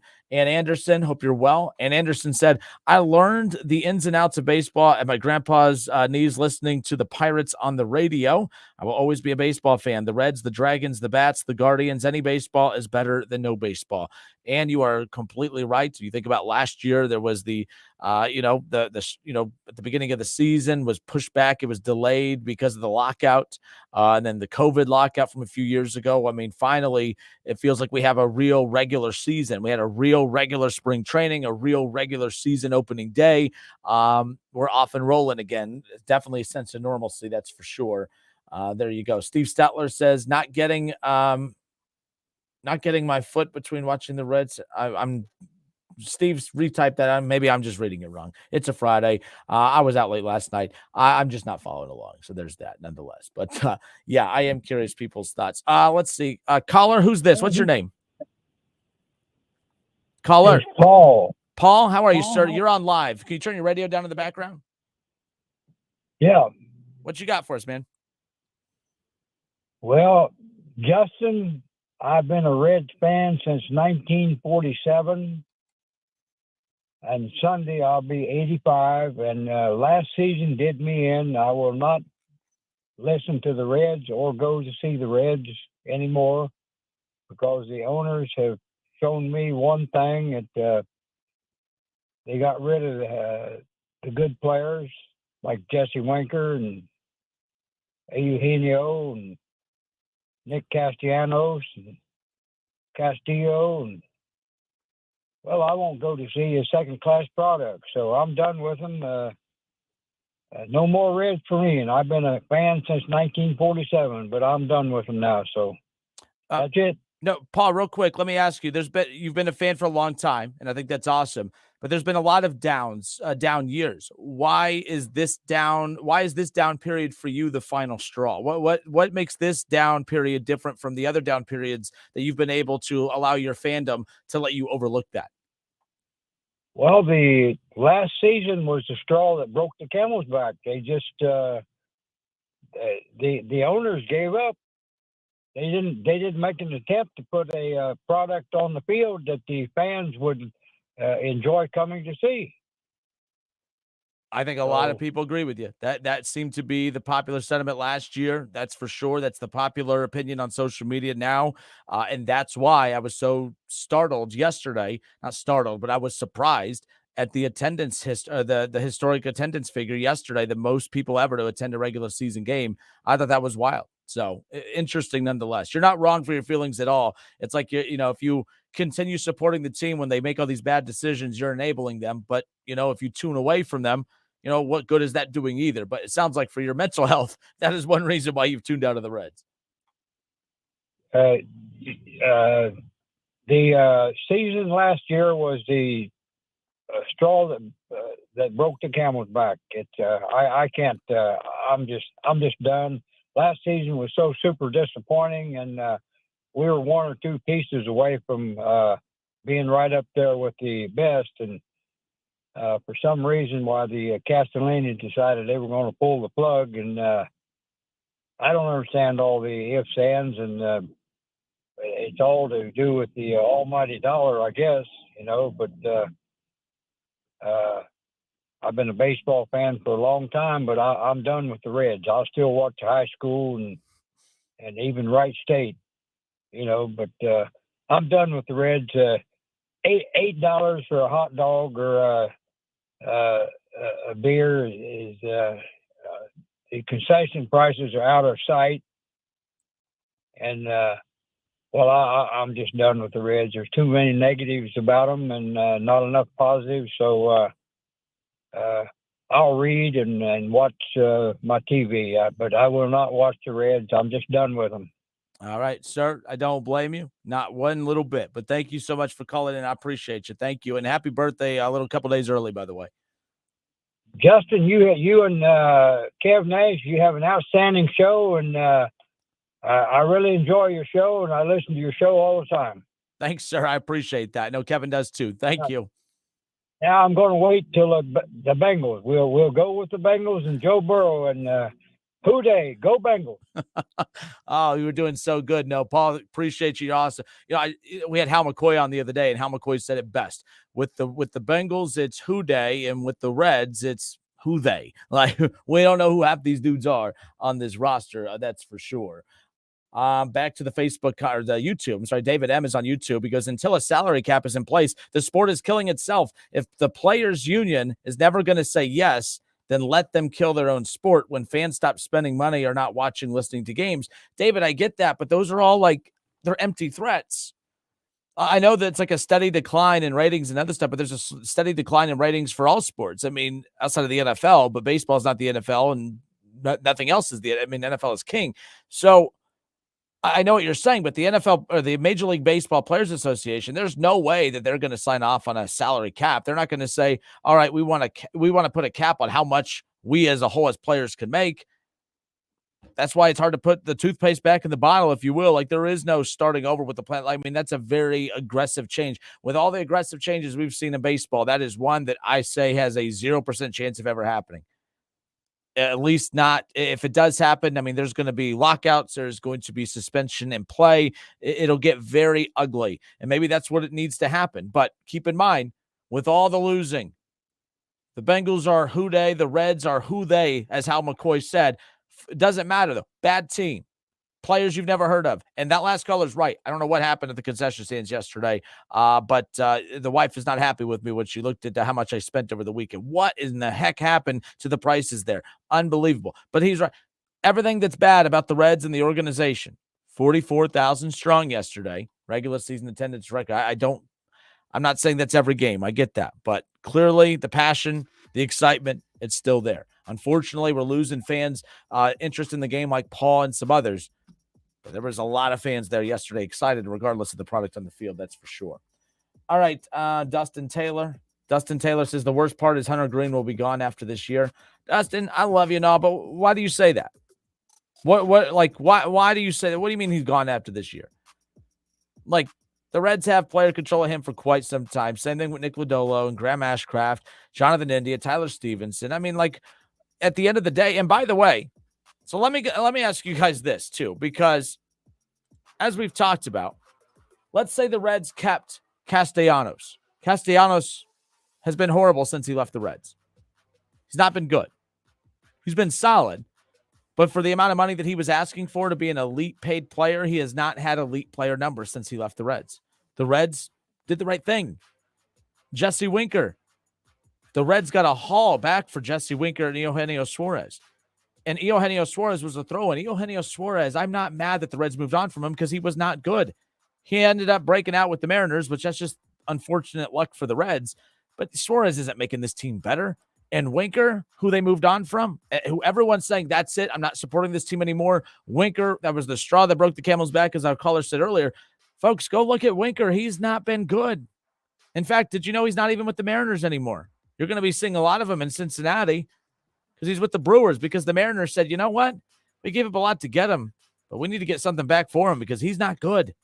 Jesse Winker played 2.5 months of all-star level baseball that put him in the outfield with Nick Castellanos representing the Reds in the National League in the All-Star game. And then he hit a hair above 200 the rest of the way after that All-Star game a few years ago for the Reds. And then in the offseason, the Reds move on from him. We're all pissed. The Reds actually took something very average and got elite return for him, replenishing a top 5 farm system that gives them a brighter future than what they had before even the original rebuild. There's not a player that the Reds have moved on from outside of Luis Castillo that is worth a dang. Go if there's a player that you can go pull right now that makes this team a contender right now, you can't find one. Luis Castillo's it. And the only reason I don't blame them for moving on from Luis Castillo is mainly because of the fact that this team, they're not close to being a contender. So they're like another 2 years away from being competitive. So piping a ton of money into one player to go be an elite level pitcher for 2 years while we lose 80 to 90 games, that doesn't make any sense. That doesn't make any good business sense. I don't mind the Reds doing that. It stinks. I would love to see, if timing's everything, if Hunter Green, Nick Lodolo, Graham Ashcraft come a year or two sooner And you could have a rotation that would have Luis Castillo as the ace, Hunter Green as the 2, Lodolo 3, Graham Ashcraft 4, develop a 5. That's heaven. But the timing is not there yet. This team's not ready for that yet. And it would have made zero sense to pipe money into Luis Castillo to be the ace of a super young and undeveloped staff for a team that's going to lose 80 to 90 games. It didn't make sense. The Reds did the right thing. I can't believe I'm saying that. They've pissed off a lot of people along the way, but I think they did the right thing. I know that's not a popular take, but can you find a take that I've had that's popular? Not one out there. Kenner and Cap, 1410 ESPN Radio. 518-1410. Give us a call. We'll get back to your Facebook responses as well. Don't go anywhere. Happy Friday.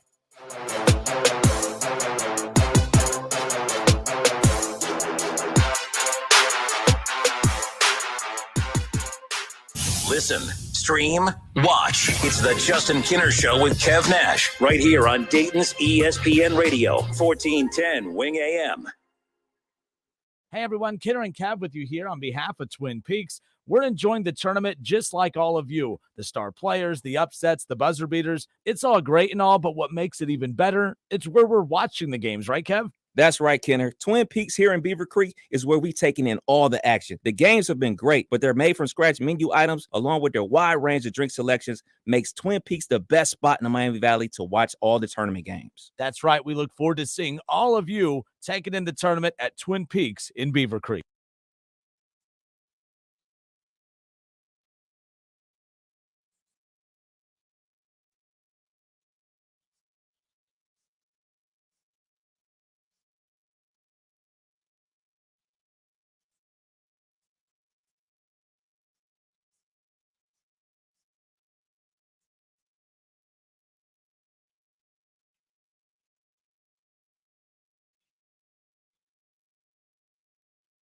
Is your child eager to learn, but overly active, easily distracted, and falling through the cracks in the classroom? Summit Academy is the perfect learning environment for students that need the extra push. Their teachers embrace the academic, social, and emotional success of kids who learn differently. They're a nonprofit, tuition-free public school in Cincinnati, Columbus, Middletown, and Xenia. They educate all students, but specialize in autism and ADHD. For more information, visit summitacademies.org or call 1-844-549-8496.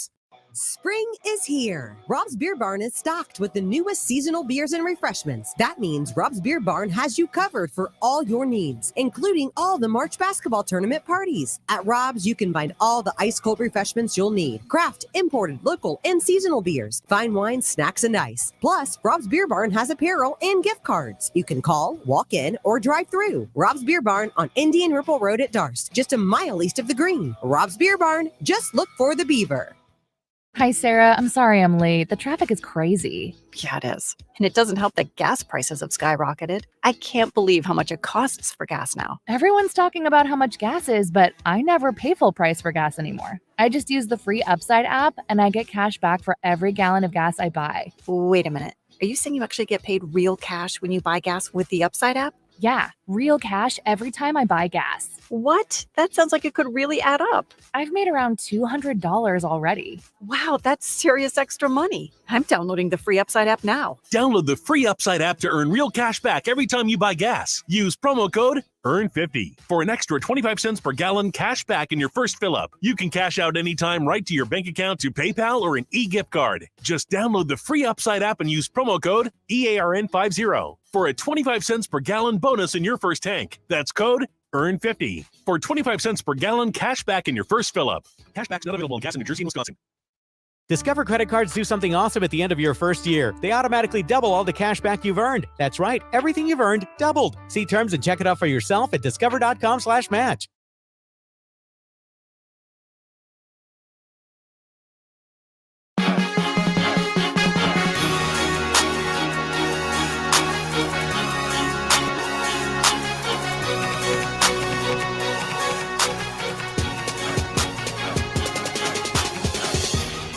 All right, everybody, welcome back. Justin Kinner with you here on Dayton's ESPN radio station, 1410 Wing AM. Fans, I get it. You're frustrated.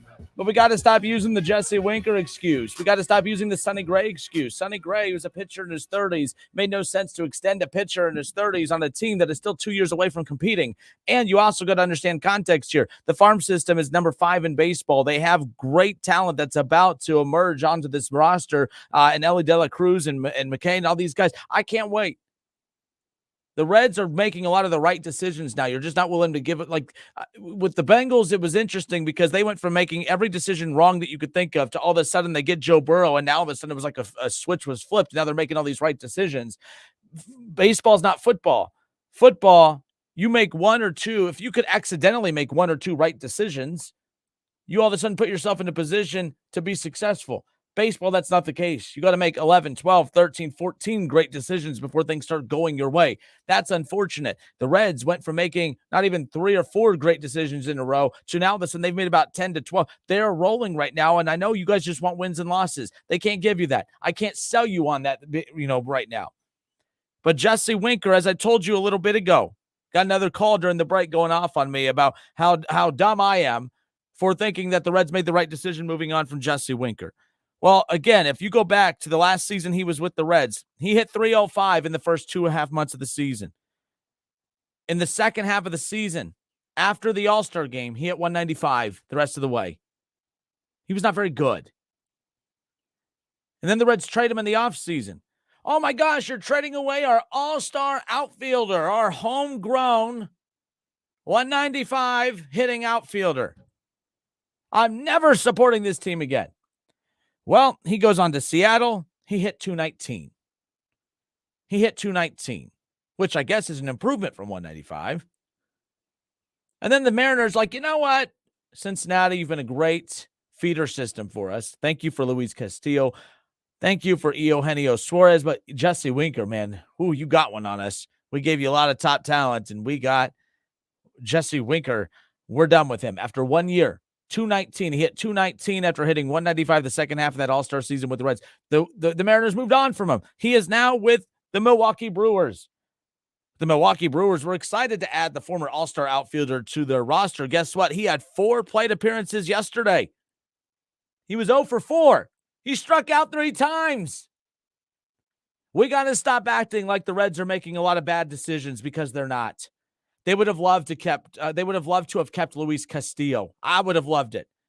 But paying Luis Castillo top dollar right now to be the ace of a rotation of an 80 to 90 loss team last season, this season, and possibly next season, that's bad business. That doesn't make sense. Now you're probably saying, go spend money elsewhere. That's not sustainable. You need to develop your players. You need to get a couple of young homegrown players that are actually legitimate, not Jesse Winker, flash in the pan type guys, legitimate, developed guys that could put the bat on the ball. We were saying that, he's the best hitter in the Reds lineup. I had said for years, you guys got to stop saying that Jesse Winker's the best hitter in the lineup because he was such a bad hitter against lefties that they had to take him out of the lineup. How could you be the team's best hitter when you had to constantly be taken out of the lineup because of your flaws, because of your deficiencies?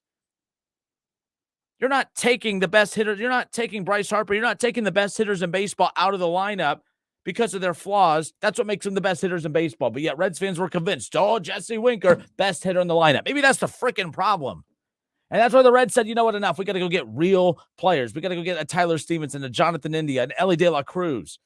Let's get these cats developed. When they're developed and they're ready to rock and we got our pitching on point and we're ready to plug holes, we'll spend the money. Now, all of you keep saying they won't spend money. What are you talking about? They prove that they will spend money when they feel like they're ready to contend. They just did it back in 2020. Oh, I'm mad that they moved on from Sonny Gray. They didn't even try to keep Bauer. Oh, they moved on from Nick Castellanos. Oh, Mike Moustakas. Now, that didn't work, but Mike Moustakas, to me, is why all of your arguments don't make sense. You're mad at the players that left. How the hell do you think they got here? Because the Reds paid Castellanos to come to Cincinnati. They paid Moustakas to come to Cincinnati. They traded and paid Trevor Bauer to come to Cincinnati. They actually fleeced the Yankees to get Sonny Gray. When the Reds feel like they're on the verge of something, they're willing to spend the money. They're not going to spend money this offseason. Why? So they can win 75, 80 games, miss the wild card, And we'll feel good about that. Why? I played the long game here. Nick Kral's playing the long game, and I'm in support of it. I don't like it, but I'm in support of it. Because what I don't want is the last time the Reds spent money, they go get Castellanos and Moustakas, and they got the Shogo Akiyama, and they go and get these guys. They put this quick lineup together, and then guess what? They're a little bit older players. Moustakas is just old and beat up now. Castellanos was in his 30s. Sonny Gray in his 30s, or Castellanos was on the verge of being 30, whatever it was. He's not young. Now you're developing young all-stars, potential players in Tyler Stevenson and Jonathan India and Ellie De La Cruz, and the list goes on. Like, I am fine with what they're doing right now. But you guys, if you want to say, I'm tired of the losing, that's why I don't support them, I support you on that. But what I'm not going to support is people saying they moved on from Jesse Winker. That's the final straw. The guy is hitting 200. We have to raise our standards, folks, because if the straw that broke the camel's back is a guy that hits 200 that the Reds moved on from, that's called good business. That's not what would be dumb of the Reds is to give Jesse Winker a big-time extension because, remember that 2.5-month stretch that you played like an all-star? Here's a blank check. No, that would have been a dumb decision. That's simple. I don't know why I got that fired up about it, but it's like, my goodness. We're mad and we're angry and we're not making sense. This team, the ownership does not deserve our trust, and they don't have my trust. But what they have right now is me analyzing what they currently have. And if all you're going to do constantly is every time the Reds get something good, and then you say, well, they're just going to move on from anyways, you're just going to be miserable at all times. There's nothing the Reds can do to convince you otherwise. Sell the team. That's not happening. Salary cap. That's not happening. Solutions is what I'm about. Solutions that are realistic. Sell the team, Bob. Bob's not selling the team. He's a majority owner anyways. He doesn't even own the full team himself. There's many owners of the team. Like, there's just not everything that people suggest is not realistically attainable. Sell the team, Bob. Yeah, he's just going to sell it for no reason. That ain't happening. It's an investment for them. I wish it was more to them, but that's just the reality of it. Oh, baseball needs a salary cap. Otherwise, it's going to keep happening. This argument's been made since I was a teenager. It's been made since before I was born. Salary cap, salary cap, salary cap. It's not happening. I agree with you. It needs to happen, but it's not happening. So wasting time saying, oh, this needs to happen. Well, if you're constantly going to be hoping on something to happen that's never going to happen, then we're just going to be running in place over and over and over. I don't know. I'm not paid by the Reds. I'm not a Reds cheerleader, but I am a guy that is realistically looking at this for what it is. And it's actually a pretty good rebuild as of right now. I don't like the losing. I hate the losing. But there's excitement and buzz when Hunter Green's on the mound. There's going to be excitement and buzz tomorrow when Nick Lodolo's there and Graham Ashcraft. When Ella De La Cruz gets healthy and is hitting again in AAA Louisville, I'm going to watch a ton of Bats games. I'm going to be going to a lot of Dragons games. They have their home opener next week. I can't wait for that. I'm going to be excited about this rebuild, and I highly suggest y'all figure it out. Figure it out. Because normally I would support you guys and say, you know what, you have every right to be angry, but I watched 44,000 fans yesterday fill up GABP and say, yeah, ownership, y'all pissed me off, but let's go Reds. Let's go Reds. That's where I'm at with that. If you missed our conversation with Marty Brennaman the other day, we're going to have that coming up for you here in the 5 o'clock hour. So I'm excited about that. Marty was awesome yesterday. He joined us at Great American Ballpark, and he, kind of zoomed into the show with us and hung out with us for a bit. So that was pretty neat. It's been a while since we've had him on, but that was pretty cool chatting with him. He had a lot of great stories, and he has a very interesting take. He feels pretty good about the vibe of the Cincinnati Reds right now, and we'll have that coming up 34 minutes from now, 5 o'clock coming up. Kenner and Cav, 1410 Wing AM. I see some calls coming in. I think this is David. David, I put you on hold. I see an Eric on hold and a Mike. Get to your calls on the other side. Let's talk about this. All right? Well, we got to stop getting mad because the Reds moved on from a 30-year-old Sonny Gray. We got to stop getting mad because they moved on from Eugenio Suarez, who, by the way, Eugenio Suarez, you know what his nickname was? Eugenio for 5. He was always going hitless. He was a bad hitter when he was with the Reds. Was not a good player. All of a sudden, he broke out with the Mariners. Cool. I don't even know what he did yesterday. But as I said, Jesse Winker, he hit, as I mentioned one more time, 219 last year with the Mariners. 219. He hit 195 for the Reds in the second half of that last season he was with them before being traded last offseason. And then yesterday in his big debut for the Brewers, 0 for 4 and 3 strikeouts, baby. You wanted the Reds to pay for that. Come on, guys. That's not right. That's bad business. The Reds make a lot of bad business decisions. We should praise them when they make a good business decision. Moving on from Jesse Winker was one of the smartest things that they did, especially when you look at the return they got. Kinner and Cap, 1410 ESPN Radio. Your call's next.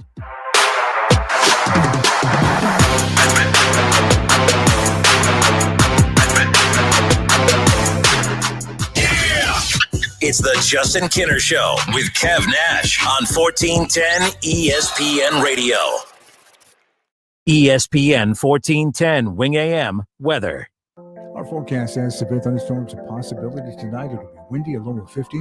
Wind advisory for Saturday with rain at 55 our high, and then sunshine on Sunday with a high of 55. I'm Rick Shrimp for 1410 ESPN Radio. Game time or anytime, Milano's is ready for you with the pizza and subs you crave. Our double pepperoni pizza is loaded with pepperoni and cheese. Our barbecue chicken pizza is a fan favorite too. Milano's Pizza, Subs, and Taps. Brown Street, Beaver Creek, and Miami Township. Spring into a new career. KTH Parts Industries has immediate openings. Second shift production associates. Material handling experience is a plus. This is an excellent new opportunity that offers an attractive benefit package. Medical, dental, 401k, attendance bonus, and a new competitive wage starting at $19.83 per hour with annual increases. KTH is hosting open interviews Monday through Friday from 7:30 a.m. through 3 p.m. Visit kth.net. KTH is an equal opportunity employer.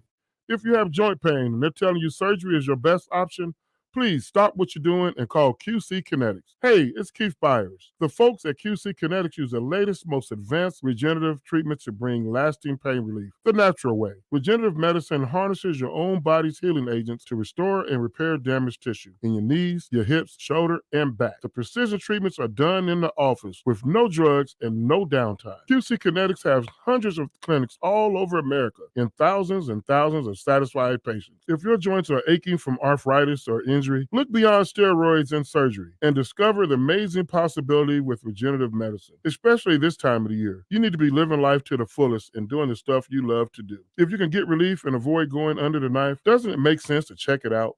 Call QC Kinetics now, 937-936-0325. It's a free consultation. That's 937-936-0325.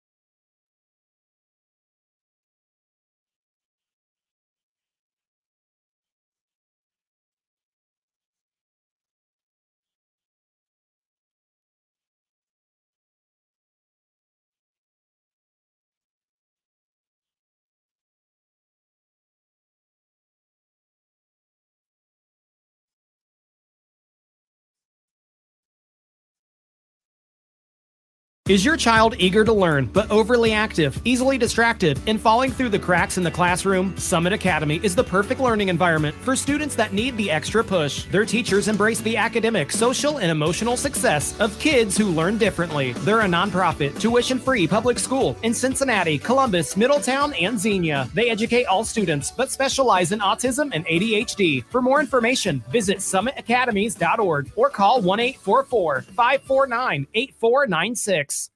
Are you ready for tax season? Belmont Business Consultants and Tax Services is ready for you. If you want to come in person, it's a safe environment.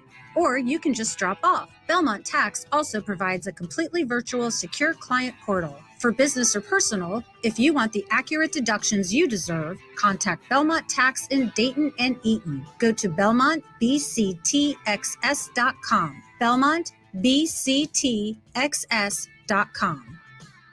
The Crohn's and Colitis Foundation has been at the forefront of inflammatory bowel disease research and care for over 50 years. Learn more about research, education, and support at Crohn'sColitisFoundation.org. College football playoffs, Browns, Bengals, Buckeyes, and more. Catch the Keith Byers Show Mondays at noon on 1410 ESPN Radio.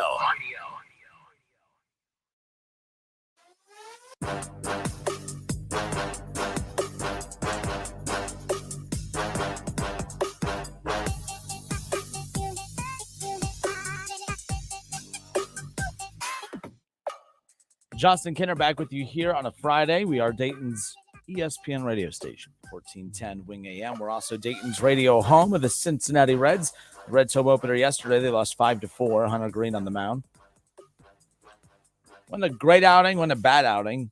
Did strike out 8, of course, and he looked to be rolling at moments. But I do believe the pitch clock, when one thing, he had the pitch clock violation, I think kind of gets in your head. You get, that enters your head space, and then all of a sudden, you get out of your rhythm, you get out of your groove. I think that the pitch clock can benefit pitchers when they're in a groove and when they, are in a rhythm.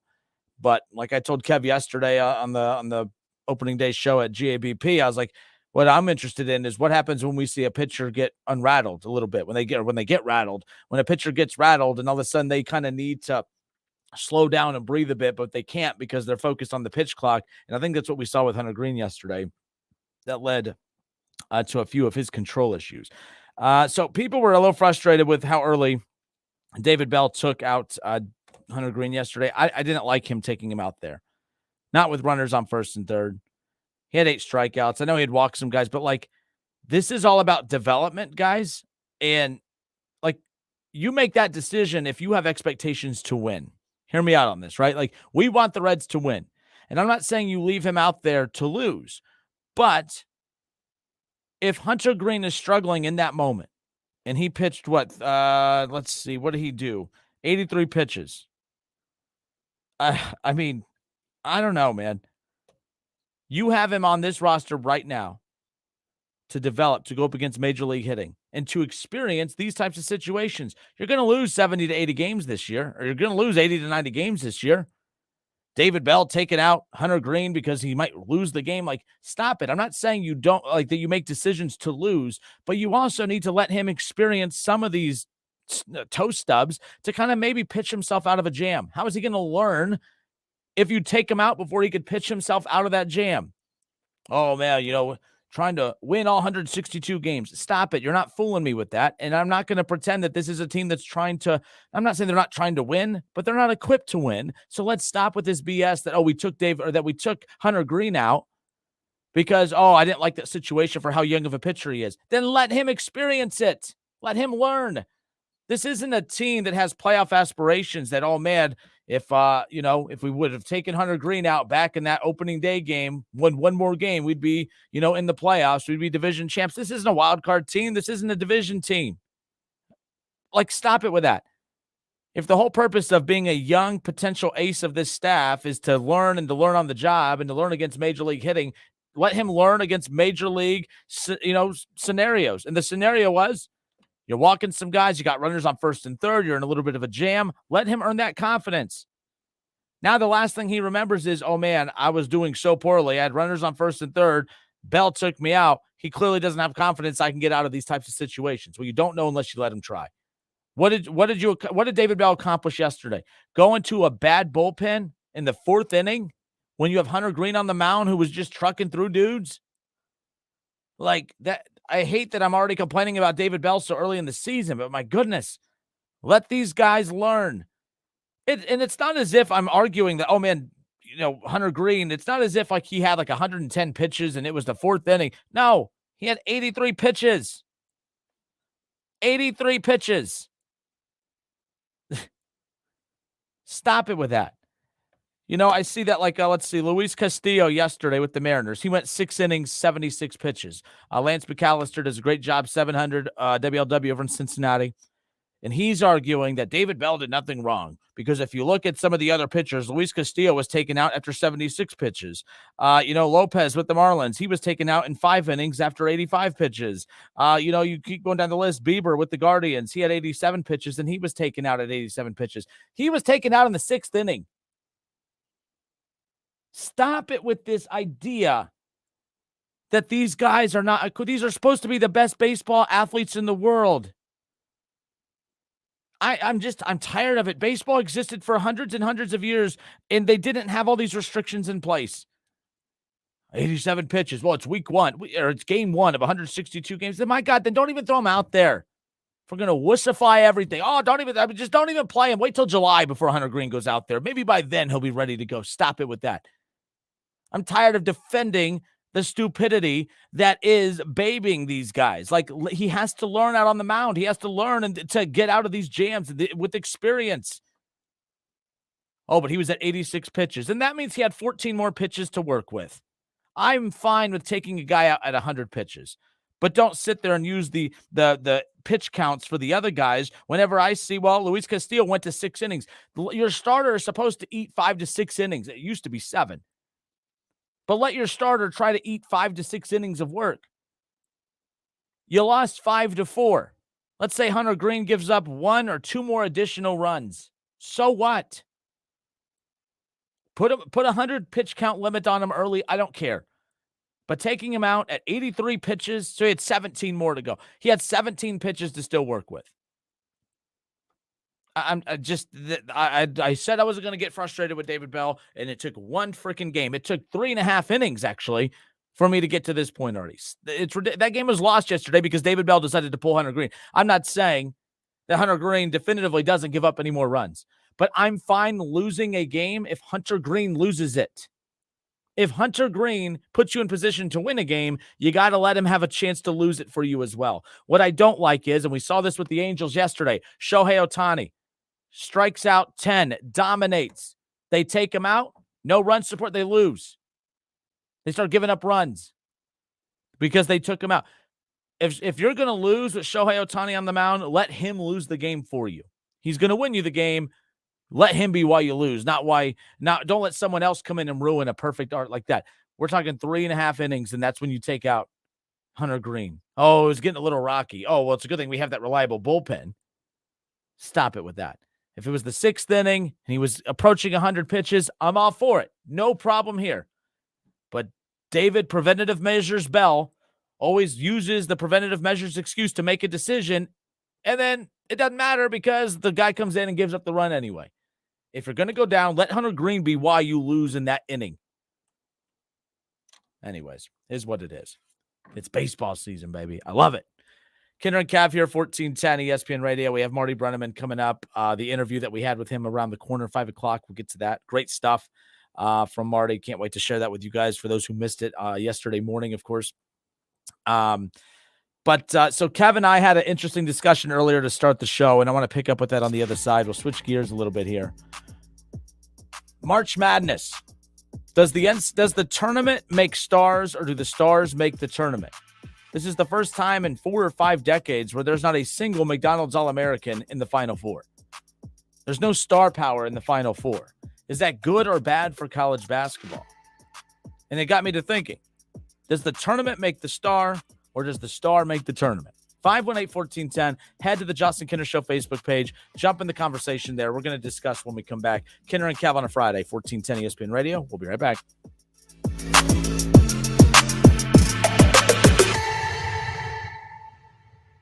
It's the Justin Kinner Show with Kev Nash on 1410 ESPN Radio. Hey everyone, Kinner and Cav with you here on behalf of Twin Peaks. We're enjoying the tournament just like all of you. The star players, the upsets, the buzzer beaters. It's all great and all, but what makes it even better, it's where we're watching the games, right, Kev? That's right, Kenner. Twin Peaks here in Beaver Creek is where we taking in all the action. The games have been great, but their made-from-scratch menu items, along with their wide range of drink selections, makes Twin Peaks the best spot in the Miami Valley to watch all the tournament games. That's right. We look forward to seeing all of you taking in the tournament at Twin Peaks in Beaver Creek. Diabetes, high blood pressure, anxiety meds, everyone's on them. If you're a 50-year-old male, maybe a bit porky, and you may even have type 2 diabetes, $1 million of term insurance may only cost you about $200 a month. Call Term Provider. Speak with Big Lou at 800-444-9336. Big Lou will find a term life policy for you even if you have type 2 diabetes, are overweight, or have high blood pressure. Term Provider has helped thousands of people like you who think they can't afford term life insurance. To buy $1 million of affordable term life for you, all you need to do is call Big Lou at 800-444-9336. Lou will make sure the scales are tipped in your favor. Call 800-444-9336. Big Lou will answer your call and work to fit you into a term life policy that you can afford. Remember, Big Lou's like you. He's on meds too. Call 800-444-9336. 800-444-9336. It's time to hop in to Esther Price Candies and check out their ready-to-go Easter baskets or create your own basket with their variety of delicious cream eggs, peanut butter eggs, and huge selection of novelty chocolates. Easter is hopping around the corner, so don't wait and come into any of their locations to get your favorites. Give them a call to place your order for shipments or shop online at EstherPrice.com. The homemade goodness everyone likes. There's a whole lot sweeter with fine chocolates from Esther Price. Wait, aren't these all charitable donations? At Magda's Tax Prep, every person I'd rather counts. not have to file for an extension. She needs new auditors to maximize returns on her family time. On itemized deductions. Hey, can someone help with these 1099s? Indeed can help her hire great people fast. I need Indeed. Indeed you do. Our hiring platform instantly connects you with quality candidates whose resumes on Indeed match your job description. Visit Indeed.com/credit and get $75 towards your first sponsored job. Terms and conditions apply. What you've heard about probiotics is probably wrong. I eat yogurt, so I don't need to take a probiotic. Probiotics? They don't really work. It's time to learn the truth about probiotics from Align, the probiotic brand recommended by gastroenterologists 2 times more than any other probiotic brand. Align has probiotics to naturally help relieve occasional bloating, gas, and abdominal discomfort. Try Align for a month and see how great a healthy gut can feel at AlignProbiotics.com. There's never any FOMO with the iHeartRadio app. You won't ever have to miss out on your favorite shows and contests with this radio station again. Radio 24/7, 365. We're here when you want us. Stay connected and listen anywhere when you download the free iHeartRadio app. Wait, aren't these all charitable donations? At Magda's Tax Prep, every person I'd rather counts. not have to file for an extension. She needs new auditors to maximize returns on her family time. On itemized deductions. Hey, can someone help with these 1099s? Indeed can help her hire great people fast. I need Indeed. Indeed you do. Our hiring platform instantly connects you with quality candidates whose resumes on Indeed match your job description. Visit Indeed.com/credit and get $75 towards your first sponsored job. Terms and conditions apply. What you've heard about probiotics is probably wrong. I eat yogurt, so I don't need to take a probiotic. Probiotics? They don't really work. It's time to learn the truth about probiotics from Align, the probiotic brand recommended by gastroenterologists 2 times more than any other probiotic brand. Align has probiotics to naturally help relieve occasional bloating, gas, and abdominal discomfort. Try Align for a month and see how great a healthy gut can feel at AlignProbiotics.com. Tens of thousands affected by the toxic water at Camp Lejeune are left with death, cancer, Parkinson's, dementia, birth defects, and other serious illnesses. And along with the harm, so many worries. My family drank the Camp Lejeune water. What if our health gets worse and we need more financial help? How do I protect my VA benefits and get the compensation I deserve and need? The answer is simple. Call James Harris Law, the experienced, trusted law firm that can get you significant compensation while protecting all your VA benefits. We're already fighting for hundreds of Marines, families, and civilians who drank Camp Lejeune water. But if you miss the deadline, you could forever lose your right to the justice you deserve. So call our Camp Lejeune legal helpline now. Now may be your last chance to receive full compensation. Don't delay. Call 800-368-5588. That's 800-368-5588. 800-368-5588.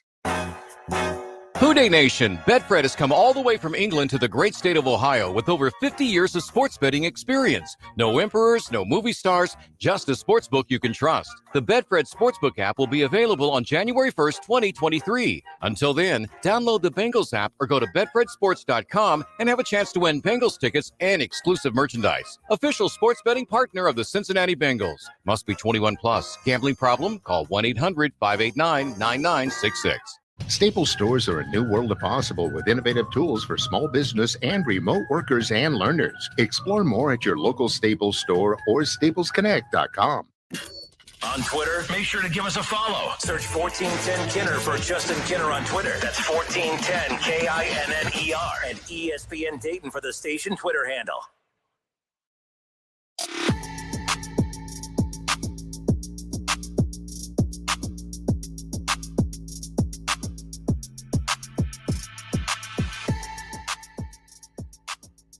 we saw that the pitch clock shaved 26 minutes off of the average spring training game from last season's sample size of games to this year. And when you look at the time of the games yesterday on opening day, the average length of the game is an article from CBS Sports, 2 hours, 45 minutes, which is interesting because it's about 26 minutes. It's the same. It's that 26-minute differential from last year's regular season games to what we saw on opening day. So spring training was the same and regular season's the same. But yesterday, the Reds game was a long window. It was a 4:10 first pitch. Got out of there about 7:20, 7:30-ish. It was a long game. But the Reds are going to have a lot of long games. The flow, like when you have two good teams going against one another, when you have two good pitchers, I do believe that's where you're going to see the middle of the median of these average length of games. It's going to be in that 2.5 hour range. I think that the Reds games are going to consistently be longer, especially Reds Pirates. It doesn't surprise me. You have two bad teams, two developing pitchers. So they're going to be, throwing a lot more balls.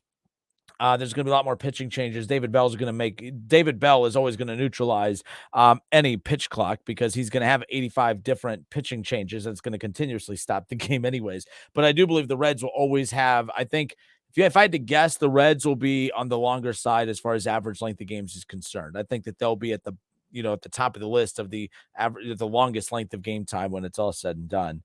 But pitch clock violations, 9 pitching violations, one of those by Hunter Green, and then there was 5 by the hitters. So there's that. But interesting nonetheless. I haven't had a chance to read the full article. I was just skimming through it during this commercial break, but interesting nonetheless. All right, March Madness, the NCAA Tournament, Final Four, National Championship. When we come back on Monday, we'll know who's in the title game, and then college basketball season's over. And it's going to be interesting nonetheless. But your Final Four, as we currently sit here right now, of course, we're getting a chance to watch UConn and Miami, a 4-5, and we'll get to see San Diego State and Florida Atlantic, and this will be tomorrow, of course. So I got to thinking, Kev and I were talking earlier in the hurry up that this is the first time in over 4+ decades where there is not a single McDonald's All-American playing in the Final Four. And, is that a good or a bad thing? For one, I don't really have a hot take on that one way or another. I mean, to be honest, it's not a good thing that there's no legitimate star power there. There's the star power of this year's Final Four. It's the storyline that's carrying the Final Four of this many non-traditional blue bloods in the Final Four. Usually you get that 1 or 2 team that makes that surprise run. I mean, years ago when Auburn made the Final Four, they're a Power 5. They're, a high major program, but they weren't a surprise team. You know what I mean? Like they weren't a surprise to be there. I mean, it's Auburn. It's a high major program with elite resources. So it wasn't surprising that they were there, but that's not the type of program that you're used to seeing there. But San Diego State, Florida Atlantic, you know what I mean? Like that's multiple Cinderella teams making a run. UConn's no stranger to this. Them being there is fine. Miami, a high major program. They got a lot of NIL resources. It's not a surprise that they're there because they're a high major program, but you're just not used to seeing that program here.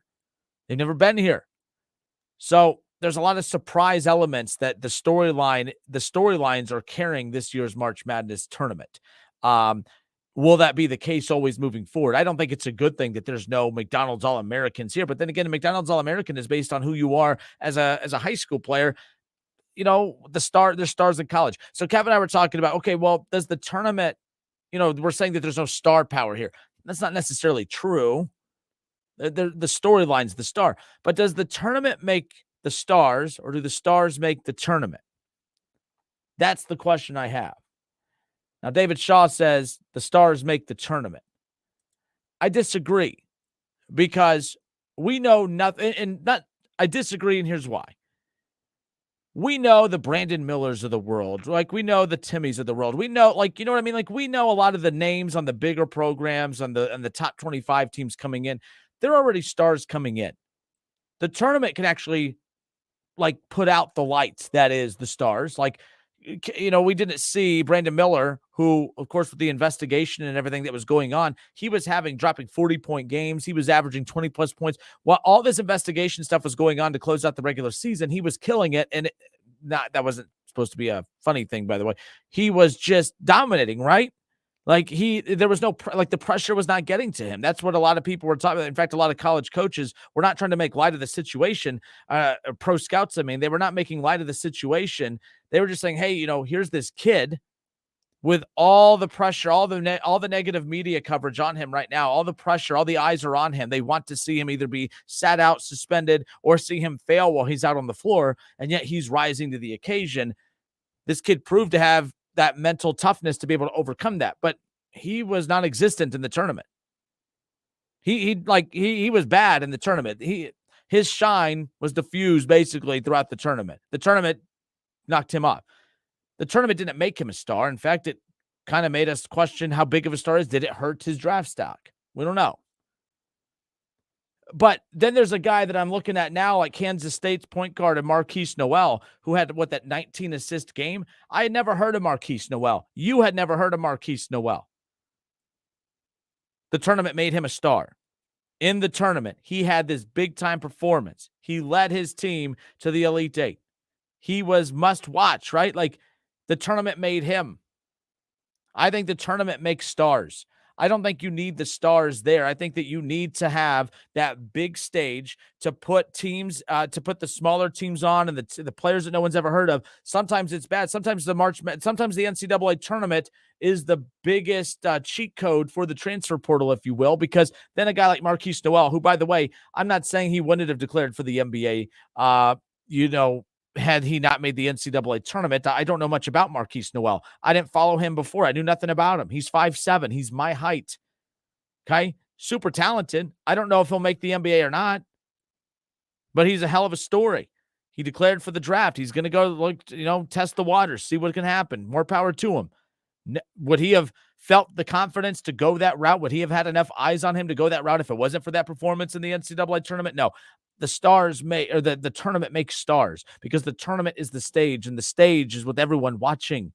And he had that legendary performance. Everyone was talking about Marquise Noel. Ja Morant. We knew what he was capable of when he was in college. Everyone was hoping that he would get that chance to shine in the NCAA tournament. And then guess what happened? We got to see, Ja Morant shine in the NCAA tournament in his final year. Like, we all knew he was a great player. We had heard about him. But, I mean, he wasn't a national household name by any means. And this is back in 2019 with Murray State. So, I mean, he had that big-time dunk. I mean, he was a household name by the end of that NCAA tournament. Everyone knew, like the basketball aficionados knew who Ja Morant was. But the world didn't know who Ja Morant was until that deep run in the tournament by Murray State and Ja Morant, right?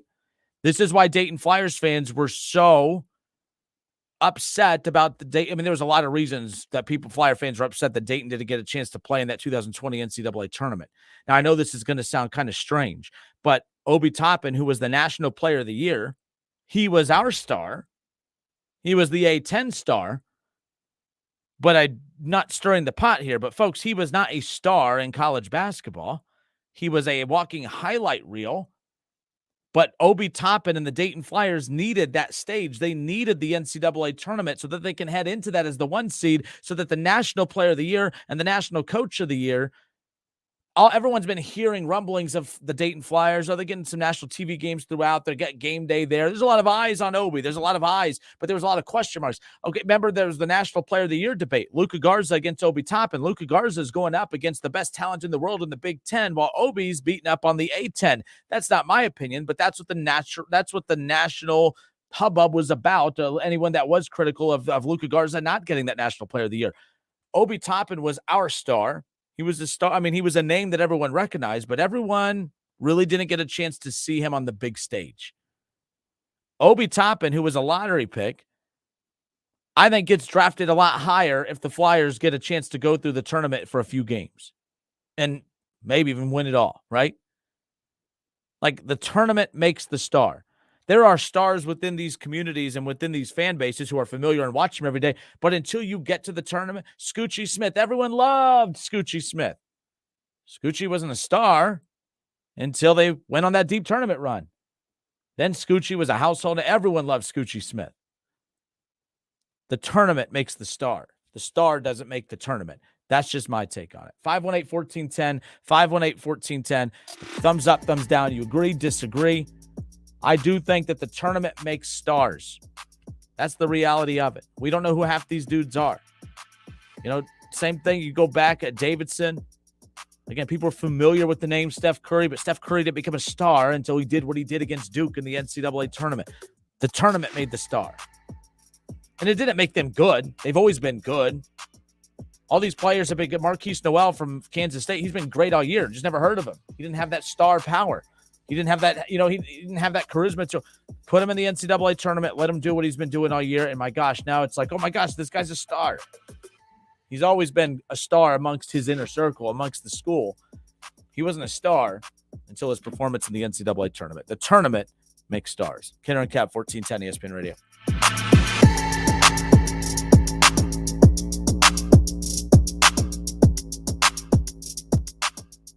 It's the Justin Kinner Show with Kev Nash. Justin, you're awesome, baby. Right here on 1410 ESPN Radio.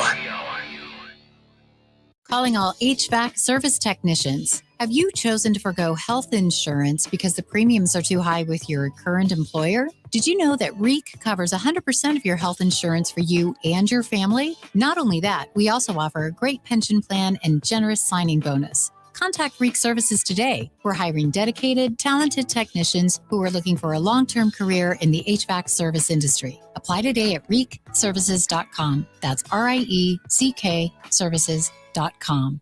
If you need new roofing, siding, or gutters, skylights, or patio enclosures, if you're a homeowner or business and need someone you can trust, don't take a chance. Enhance with Lance. Lance Roofing and Siding in Fairborn has been satisfying customers since 1993 and hold an A+ rating with the Better Business Bureau. Lance Roofing and Siding, 8460 Dayton Springfield Road in Fairborn. Call for a free estimate at 864-2722. That's 864-2722 or online at lanceroofing.com.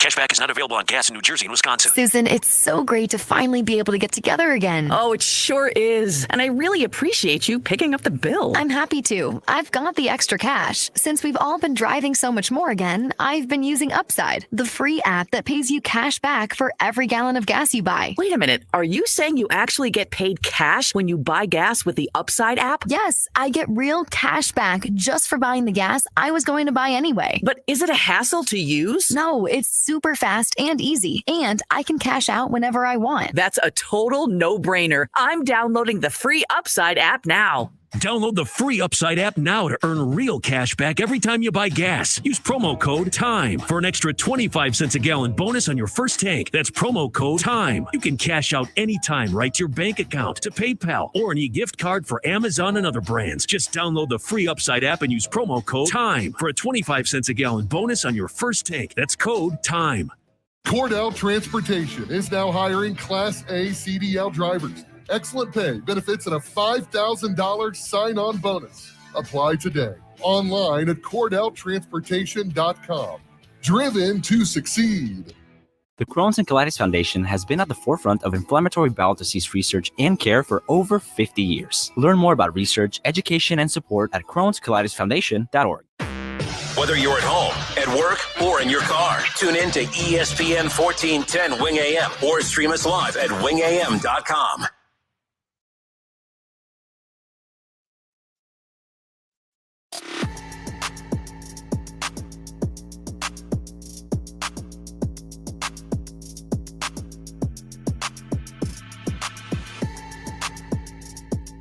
All right, everybody, welcome back. Justin Kinner with you here on 1410 ESPN Radio.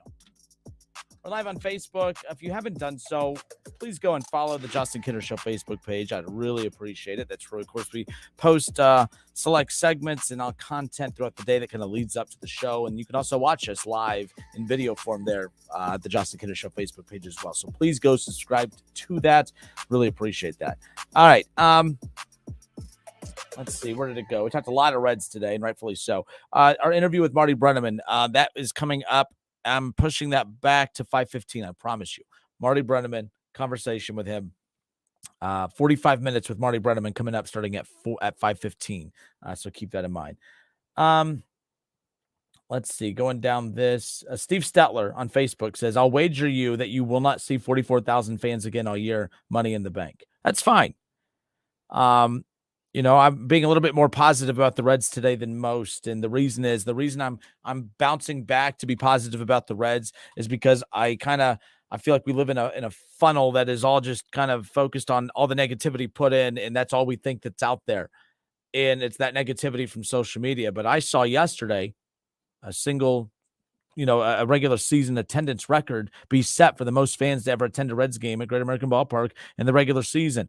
And the morale is at the lowest it's ever been. You'll hear, we had Marty on for our opening day special yesterday. I asked him that. He said, yes, it's the most frustrated. It's the biggest low point for fans in the history of the Reds. We had Hal McCoy on earlier in the week. He said the same thing. 96 years combined covering the Cincinnati Reds between those two Hall of Famers both said the morale point for Reds fans is at an all-time low. Well, if the morale for Reds fans is at an all-time low, and that still means opening day, 44,000 strong, thousands and thousands and thousands of people lining up all the surrounding streets. I mean, it was just a absolute party yesterday outside of GABP and inside GABP. It was the result we kind of expected with this team, who's not expected to win a lot of games this year, but it shows that although there is a loud minority of fans on social media that are just appalled by this team, yesterday gave me hope that that's not the case. Go look at the Oakland Athletics yesterday. They had Shohei Ohtani and Mike Trout in town. It was their opening day game as well. There was open seats galore. If that's because yesterday was my first Red spring training experience ever. If I would have showed up to the ballpark and what I witnessed was what everyone witnessed in Oakland with the Athletics, I would have been appalled, and I would have probably said, you know what, maybe we shouldn't be a Reds affiliate anymore. I don't want to be affiliated with that. But yesterday made me realize how special it is to still for this station to be a Reds affiliate, to be partnered with the Reds. Give me a break. I mean, the fan base still cares. That's where the anger's coming from. But the apathy and not caring, that's the Oakland Athletic fans right now. That's probably why they're going to lose their baseball team. And that's why for everyone that blamed Phil Castellini, and not blamed, but got angry at him for his comments, why? He wasn't wrong. Where are you going to go? He knew it. He knew you weren't going to go anywhere. It is what it is. I'm not saying I agree with him or that I like it, but he wasn't wrong when saying that. It's just you proved him right yesterday. You proved to him that you could be a bad owner, show no urgency to winning, and we're still going to support the team. So, I mean, it is what it is. That's just kind of where we're at with this. But I do think the winning is going to come, especially with the talent on this roster, the young talent and the talent that's coming up through the system. But I'm done with that. But so, Steve Stetler, when you say, I'll wager that you will not see 44,000 fans again all year, Money in the Bank, I agree. I'm not arguing that yesterday is, what we're going to see every game. That's never been the case. Even in the years when the Reds were expected to win, you would see 40,000 fans at GABP, and you would never replicate that again the rest of the year unless there was a bobblehead promotion. And by the way, I think we'll come close. I think we'll get 38 to 40,000 at GABP for the Hall of Fame weekend when we get to see Danny Graves and obviously Bronson Arroyo and others be inducted. I think that'll be a very hot ticket that weekend. So, but yes, I see your point, and my point was never that was not the case. Attendance will be bad this year for the Reds. But when you have opening day, that's the day to celebrate the team's history and the past and your loyalty to the organization. The losing is going to keep people away for the next 5-6 months, unfortunately. But yesterday made me realize, okay, the fans still care, and that's all that matters. Bengals are hot right now, but Cincinnati's still baseball town. It's still all Reds. Enjoy the Bengals. Joe Burrow's on top of the world, blah, blah, blah. I get that. But I do know this. When the Bengals were losing, there was none of that. When the Bengals were bad, no one gave two rips. Heck, you couldn't even watch their games because of how bad they were. Fans didn't want to go to games, which means because of the attendance woes, they couldn't get the games on television. Everyone, it's a Bengals. It's not the Bengals are a trend right now because they're doing something that they haven't done in decades, and that's being an elite level football team. That'll even out eventually. The Reds have been historically bad as of late, And I'd watch that excitement level for a bad team. When the Bengals were bad, there was no fan excitement for the Bengals. Reds are bad. I saw it up close and personal yesterday. It's a red city, and the Bengals aren't overtaking that. Maybe you win a Super Bowl, and this is consistent for the next 10 years. Maybe it's all Reds in Cincinnati. There's support for the Bengals, duh, but it's not a Bengals town. It's a Reds town, even with all the losing. So there's that. All right. Kinner and Cav here on 1410 ESPN Radio. We'll get to our conversation with Marty Brennaman coming up. How about the Dayton Flyers? I've been highlighting a lot of the players that have departed the program, and I will say that the Flyers got an interesting addition yesterday. They got an interesting commitment. Enoch Cheeks, okay? He played at Robert Morris, okay? And he entered the transfer portal, and last weekend on his Instagram, of course, there was, he was wearing the Dayton jersey. He was doing a college visit, and he played at UD Arena earlier in the season. And he had a very good game against Dayton, but he got to experience UD Arena. And I think he saw how fun and exciting that was. And he even commented about that. He commented about how much the fans were heckling him, the student section, everything. He commented on that over the weekend in an article from Dayton Daily News with David Jablonski. Jablonski kills it covering UD, does a great job. So that's, but it was interesting. So he picks Dayton, and I love the name Enoch Cheeks, by the way. I was joking last week. I think there's a business in town that I think is a perfect NIL partner for him, by the way. I mean, I'm joking, but I'm not. I don't really know what the rules are with that, but more power to you, kid. I mean, go do your thing. I like Enoch Cheeks. Not a bad player. All right. Dayton's assistant coach, Darren Hertz, had kind of signaled to Flyer fans that there was a commitment by writing, "It's a great day to be a Flyer." Now, Darren Hertz, Coach Hertz does. I love when he does this. Like, I love that relationship that the coaching staff, or at least Hertz, has kind of established with, the program has established on social media with the fans. Like, they know, like, when they see that, it's like the bat signal. Okay. When Hertz tweets out, "It's a great day to be a Flyer," that's a sign that big news is coming. Right. And I think that's really cool. So when I saw that tweet come out, I'm like, all right, they're about to get a big, big commitment, here from the portal. And that's what happened. Enoch Cheeks. Now, how big is this? I don't know. But when you are hemorrhaging players, when you're losing players left and right, when you're losing, Mustafa Amzil, when you're losing two guys to, not really losing them, but they're having major surgery. Malachi Smith, I saw some updates on Twitter that, everything's fine, coming out of surgery. That's awesome. It's great to hear. Who knows when he'll be back. But right now, that's not important. What's important is him getting healthy again, of course. But you're losing players left and right. You lose Mustafa Amzil. You lose like a lot of key guys that were a part of the success, or at least the expectation for the program to be successful. And then the big one, losing Mike Sherjamps, to me, that was a big loss. That was a huge loss, because I thought that was the type of talent that, okay, if you do lose Deron Holmes, if you do lose Kamara, you could still build around Sherjamps. And I think you go get him some shooters. Sherjamps wants to play fast. Anthony Grant has to kind of let the dogs go a little bit. He has to let go of the leash and let him run and let him play. If he does that, if Sherjamps was here and he had shooters like Sherjamps with Enoch Cheeks, I would have loved that pairing right there. Because an athletic guard who could also shoot the ball, who could run in transition, Sherjamps would have eaten up opposing teams in transition, especially with a guy like Cheeks to his left or to his right. Unfortunately, that's not the case. Sherjamps is out. So Enoch Cheeks, it's a great get. Finally, you're bringing players in instead of the news always being players leaving. But, man, this staff has a lot of work to do. Cheeks is okay. He's an up and down. I mean, he comes from the Horizon League. I'm playing by UD fans' rules. You guys make fun of the Horizon League. You make fun of Wright State. You don't give them any credit because their success comes in the Horizon League. UD gets a Horizon League player, and now all of a sudden, my gosh, here we are. We're ready to go. Enoch Cheeks, I hope, is good. But I cover Wright State. I've covered Wright State for years and years and years. I've watched Robert Morris. I watched Cheeks many games. I watched him all season. I worked for the Horizon League. Kid's good. But I don't know if he's not going to – I don't know. I don't know what to make of this. It's better to have players coming in than going out. The kid could shoot. The kid could score. And he's healthy. That's the most important thing, too. I hope the kid kills it there. But I don't know. I don't know what to make of it. It's better to have players coming in than going out.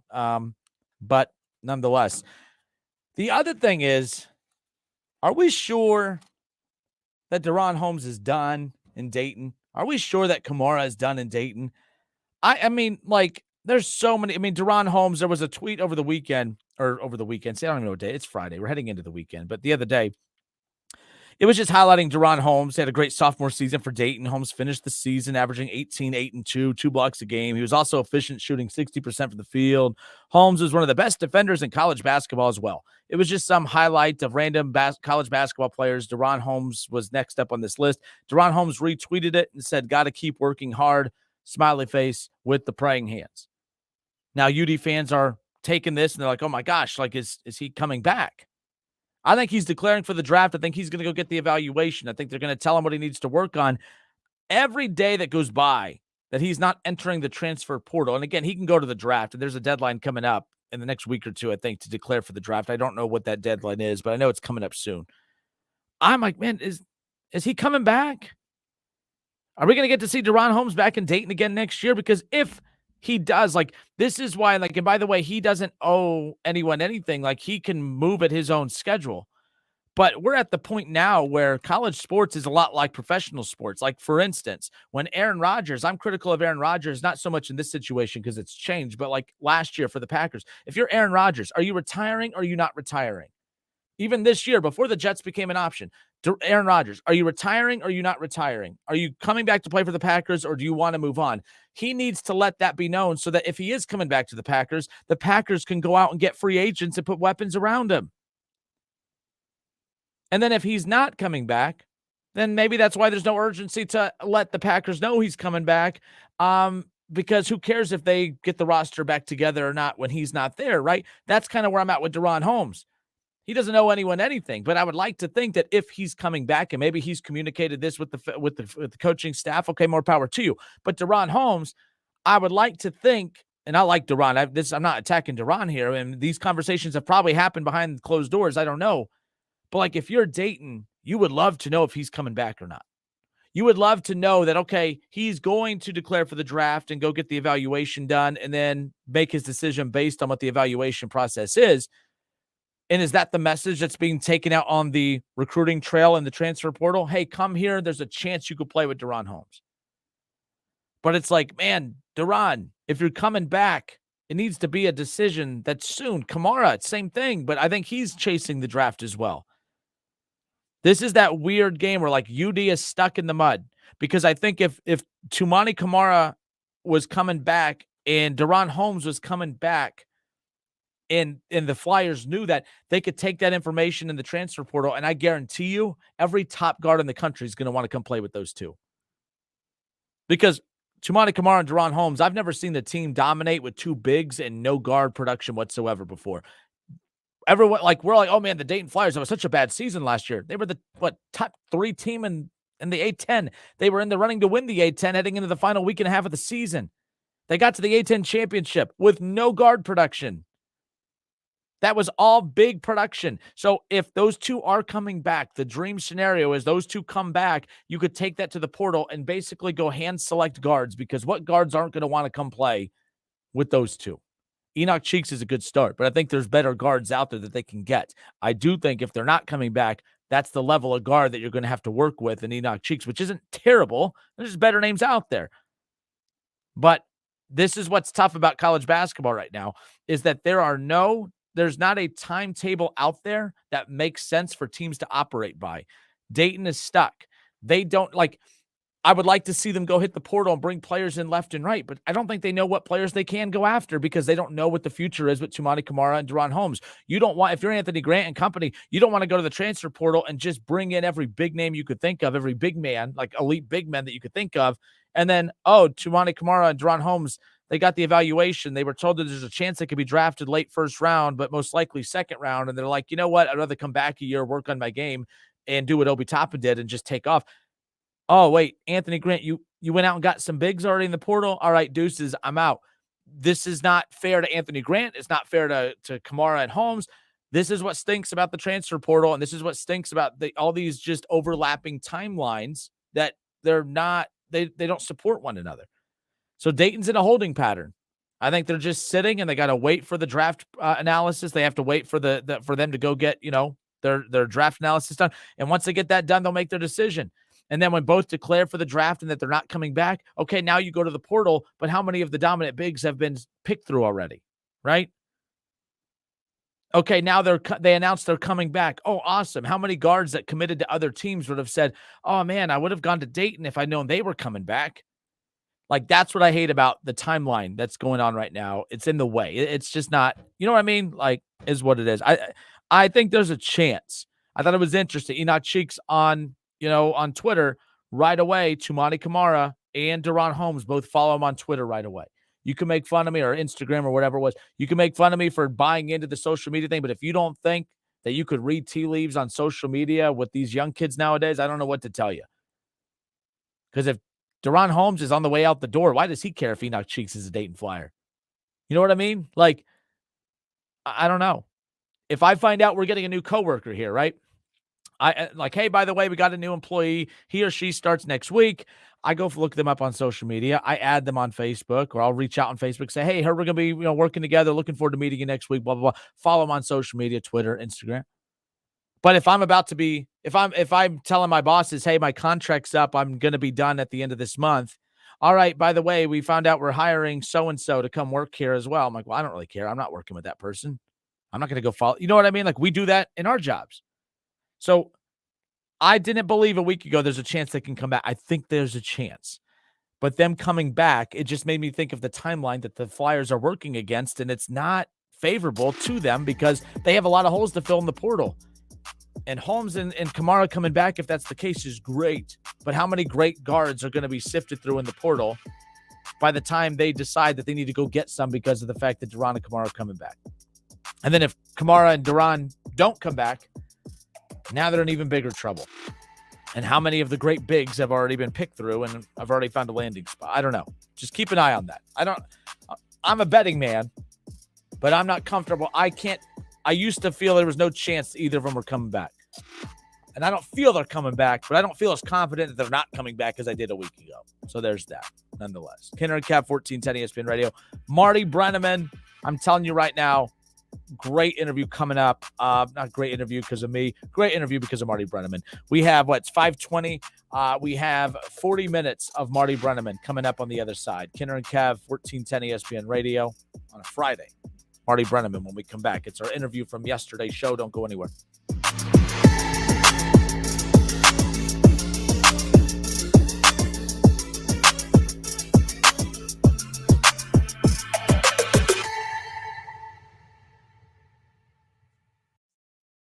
Listen, stream, watch. It's the Justin Kinner Show with Kev Nash right here on Dayton's ESPN Radio, 1410 Wing AM. ESPN 1410 Wing AM weather. Our forecast says severe thunderstorms a possibility tonight. It'll be windy, a low of 50. Wind advisory for Saturday with rain and 55 our high. And then sunshine on Sunday with a high of 55. I'm Rick Shrimp for 1410 ESPN Radio. The tournament is heating up, and there is no better place to get in on the action than FanDuel, America's #1 sports book. That's because right now, FanDuel is giving new customers a no-sweat first bet up to $1,000. That's up to $1,000 back in bonus bets if your first bet does not win. Just go to FanDuel.com/Kinner, Kinner, and sign up today to claim your no-sweat first bet. Then you can wager on everything from the money line to point spreads to which team will be cutting down the net. I know people still don't trust the Big Ten, but keep an eye on Michigan State. All on an app that is safe, secure, and super easy to use. So don't miss your shot at a no-sweat first bet up to $1,000 when you join FanDuel today. Just go to FanDuel.com/Kinner to sign up. Make every moment more with FanDuel. Must be 21 and older and present in Ohio. First online real money wager only. $10 deposit required. Refund issued as non-withdrawable bonus bets that expire in 14 days. Restrictions do apply. See full terms at FanDuel.com/sportsbook. Gambling problem? Call 1-800-GAMBLER. Tax refund shock is everywhere. But what is it? My tax refund shrank. Mine too. The culprit? Pandemic-related stimulus payments and tax credits expiring. In this reporter's opinion, you need a tax expert. Hey guys, Jackson Hewitt guarantees your biggest refund. And tax prep is 50% off? Going there now. 50% off is a limited time offer for new clients filing at participating locations. Max value $200. Visit jacksonhewitt.com/50 for terms. SpringFest savings is here at Lowe's. Don't miss out on the best deals of the season, like 3 free bags of Miracle-Gro garden soil when you buy 3. Plus, save on other items like select laundry pairs. Get an additional $100 off select laundry pairs when you spend $1,296 or more. Head to your local Lowe's or visit Lowe's.com to shop SpringFest savings today. Valid through 4/12. Soil offer excludes Alaska and Hawaii. Selection varies by location. While supplies last, exclusions apply. See Lowe's.com for details. Healthcare.gov is here for you when life happens. If you lost your health coverage because of turning 26, going off Medicaid, leaving your job, or moving, you could be eligible to enroll in new coverage now. And if you need to update your coverage because of marriage or having a baby, you could also be eligible. But don't wait. There's a limited time to enroll. Check your eligibility at healthcare.gov today. Life happens. Get covered. Paid for by the U.S. Department of Health and Human Services. Montgomery County veterans, we're here to serve you. You served your country, and now it's time we served you. You are entitled to many VA benefits, to include compensation, pension, and more. Call 937-225-4801 or online at mcvsc.org. Urology Specialists of Ohio are here for you. Men, your good health is important to them. Their knowledge of specific male anatomy, prostate issues, and how to help in your healing is their main focus. Urology Specialists of Ohio are now accepting new patients at all locations: Beaver Creek, Springfield, Urbana, Xenia, and London. They have been in practice for over 20 years with over 80 years of experience between 5 physicians. Call today. They can schedule your appointment in a timely manner with little wait time. Online at urologyspecialistofohio.com. Breaking news. Tax refund shock is everywhere, but what is it? My tax refund shrank. Mine too. The culprit? Pandemic-related stimulus payments and tax credits expiring. In this reporter's opinion, you need a tax expert. Hey guys, Jackson Hewitt guarantees your biggest refund. And tax prep is 50% off? Going there now. 50% off is a limited time offer for new clients filing at participating locations. Max value $200. Visit jacksonhewitt.com/50 for terms. In business, everything your employees do impacts your brand, including what they wear. Cintas has high-performance workplace apparel for almost every job imaginable. From work shirts and pants, to polos and khakis, to Oxfords or t-shirts, these clothes move, breathe, and look great. Your team gets the styles they like, you convey the image you want. And Cintas service includes weekly laundry and delivery. To learn more, visit Cintas.com. Oh, I'm ready! And get ready for the workday. You need to hire? You need Indeed. Sponsor a post and instantly match with quality candidates whose resumes on Indeed match your job description. Visit Indeed.com/credit. All sports, all the time. This is 1410 ESPN Radio.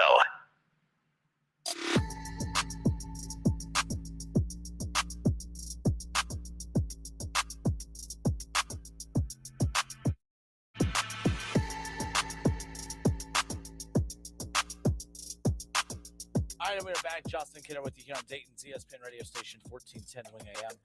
Responding to a couple more of your comments on Facebook, and then we have the Marty Brennaman interview. Let's see. Randy Scott. What up, Randy? This was in response to our Reds conversation earlier. He said 44,000 fans will happen again. Wait until the Angels, Yankees, and Guardians come to GABP. Randy, do the Reds Guardians, does that actually fill up that much? Like 44 was a regular season attendance record. I think that the Reds will come close to. You're right. The Reds will get that Yankees when the Yankees are in town. The Reds will get that 44 number again. That's one thing we're going to talk about in this interview with Marty coming up. One of the biggest changes that I think is one of the most underrated changes that baseball made in the offseason was not bigger bases. It wasn't the pitch clock. All right. It wasn't banning the shift. It was the fact that now every team gets to play every team. The fact that me, a baseball fan, you, a baseball fan, we now get to watch every star in baseball, whether it's at Great American Ballpark or on the television or listening to it on radio. The Reds will play every team in baseball. And because of that, we will get a chance to see every all-star hitter and potentially see every all-star pitcher along the way. Or, you know what I mean? Like, have a chance. At least that pitching is going to be tough. But the point is before you would go almost a half decade or more between Yankees appearances to GABP. And I think that's ridiculous. And now, although it won't be every year, that it's going to be kind of like, this year the Yankees are here, but the Reds are at the Yankees next year type of thing. And then the Yankees will be back the year after that. we shouldn't have to wait 5-6 years to see the Yankees here in Cincinnati. To be honest, we shouldn't have to wait 5 or 6 years to watch the Reds play at New York or to listen to the Reds play at New York. So I think this is a great thing. We are going to get to hear the Yankees every year. We're going to get to hear the Blue Jays every year. You're going to get to hear, I mean, the Blue Jays, I said them on purpose. It's not a big brand, but that's good for the Blue Jays. That non-big brand is now going to be heard across every market now. The Reds are not a big brand anymore, but the likes of Jonathan India and Tyler Stevenson and Hunter Green and Nick Lodolo, those names will now be heard from every fan base in baseball. That is huge. That's why I think it's ridiculous when people say, oh, baseball doesn't market their players the right way. Well, it has nothing to do with TV commercials or sponsorships or anything. It has everything to do with access to the teams under your umbrella. I don't get to watch the Yankees. I don't get to watch the Cubs. The Cubs, that's a bad example. The Yankees fans don't get to watch the Cubs, right? We don't get to see all the American League teams. That's ridiculous. Well, that's not the case anymore. So, yes, I'm with you, Randy. I do think that's the case. John Sladens, he says, do you think Tanner Holden jumps into the portal? I'm curious what Tanner Holden's going to do, John. Look, he transferred over to Ohio State after that, historic run with Wright State, led them to their first NCAA tournament win and the win over Bryant in the first four. Tanner Holden averaged 20 a game. And his numbers were right up there with one of Wright State's all-time greats and Bill Edwards. I mean, Tanner Holden, I wish he would have stayed, but I wasn't angry when he left. I was angry because, that's not true. I was angry that he left because I knew, that team, Wright State they would have got top 25 caliber votes. They would have been fringe this year. If you had Trey Calvin, Tanner Holden, and Grant Basile with all the other weapons that they had, they would have been one of the top mid-majors in all of college basketball. Wright State could have potentially been a historic Cinderella run this year with the way college basketball evened out if those three stay together at Wright State. Okay, but Tanner Holden leaving, it made all the sense in the world, man. You average 20 points a game. You lead Wright State to a tournament game. You've done everything you can for them. I didn't blame him for leaving. NIL money, it's the Ohio State University. No problem with it. He was former Mr. Football, right? So, I had no problem with it. He was recruited. What's wild is Tanner Holden was recruited by Urban Meyer to go to Ohio State to play football, and he picked college basketball instead. So him going to Ohio State, I didn't blame him. Didn't surprise me. Now you got to ask, okay, is a diminished, actually he didn't even have a role. His role got diminished more and more as the year went on. He may not play a lot, if at all, next year. I would have to think he's going to enter the transfer portal. My hot take is, I think, could he end up back at Wright State? I think there's a good chance. I know that's not what you asked, but I'm going to throw that out there. I think there's a good chance you could see potentially. Now I have to kind of research a little bit what his waiver, if he would need a waiver. They have the extra year of eligibility because of COVID, but he technically used a transfer already. So I'm not really sure how that would work, but waivers get passed all the time. So who knows? I think we could see Tanner Holden back at Wright State. I don't think any other big program is going to take a flyer on him because of how poorly he played at Ohio State. It's not that he played poorly, but he didn't live up to those expectations. I think he ends up back at Wright State. I mean, it was an Ohio State team that was all freshmen, and he couldn't get a spot out on the floor with them. The last time we saw him, he hit a three from the corner against Penn State, I believe it was, and looked over at the side, or Michigan State. It was either Michigan State or Penn State. He had a three from the corner, looked over, said something at the bench, got technical, and never saw him again for the rest of the tournament run. So, yeah, I think he's done at Ohio State. Where he goes after that, I don't know. But I think Wright State makes all the sense in the world. You had success there. I tell you what, Wright State had a game on ESPN this year against Northern Kentucky, and I looked over, and there's Tanner Holden. He's sitting with Loudon Love. He's sitting with a bunch of former Wright State players. You don't see that often. Ohio State had a game the next day, but Tanner Holden was at the Nutter Center. I saw him after the game down on the floor talking with, not on the floor, but in the little concourse area talking with coaches and stuff. And now I don't think it was anything like that. I think it was just a, hey, how you doing? Good to see you. Hope all is well, blah, blah, blah. Wink, wink, right? I don't know.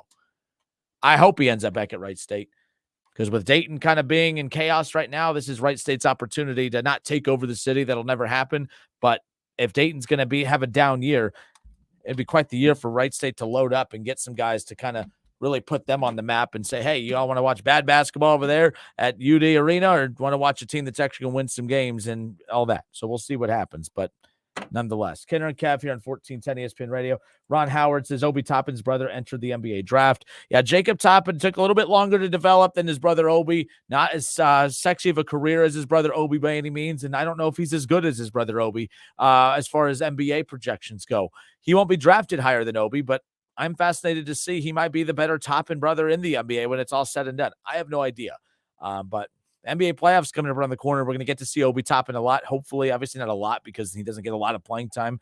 But nonetheless, I can't believe that playoffs are about to start as far as that's concerned. John Sladen's on Facebook. I was wondering if the rules would allow him to myself. Yeah, I don't know what's out there. If he's a grad transfer, he could play right away.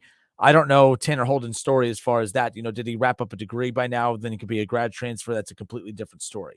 So that'd be huge. Trey Calvin is the best guard in town, not even close.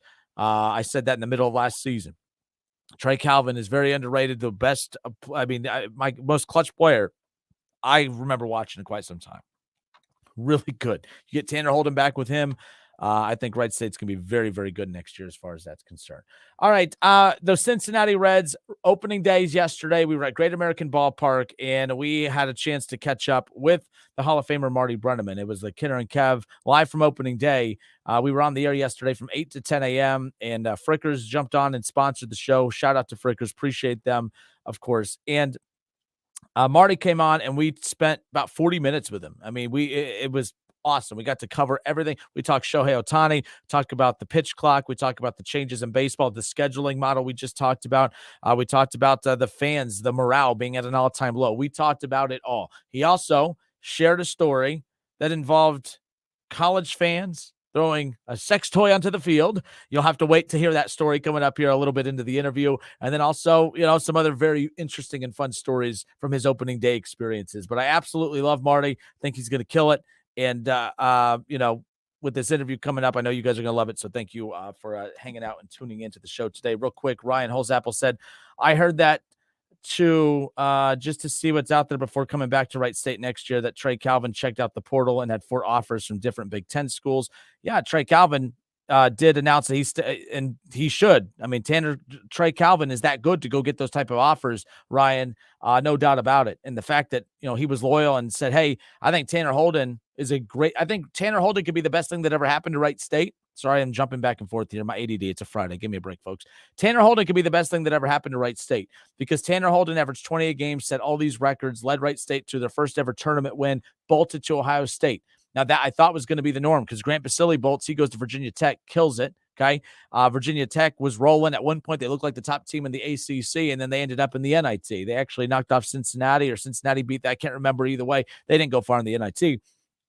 But Tanner Holden, I think Trey Calvin saw Tanner Holden earn the right to transfer and go play at a bigger school, and then saw the nightmare that was his final season. But if you're Tanner Holden, you had that memorable run at Wright State. You go to Ohio State.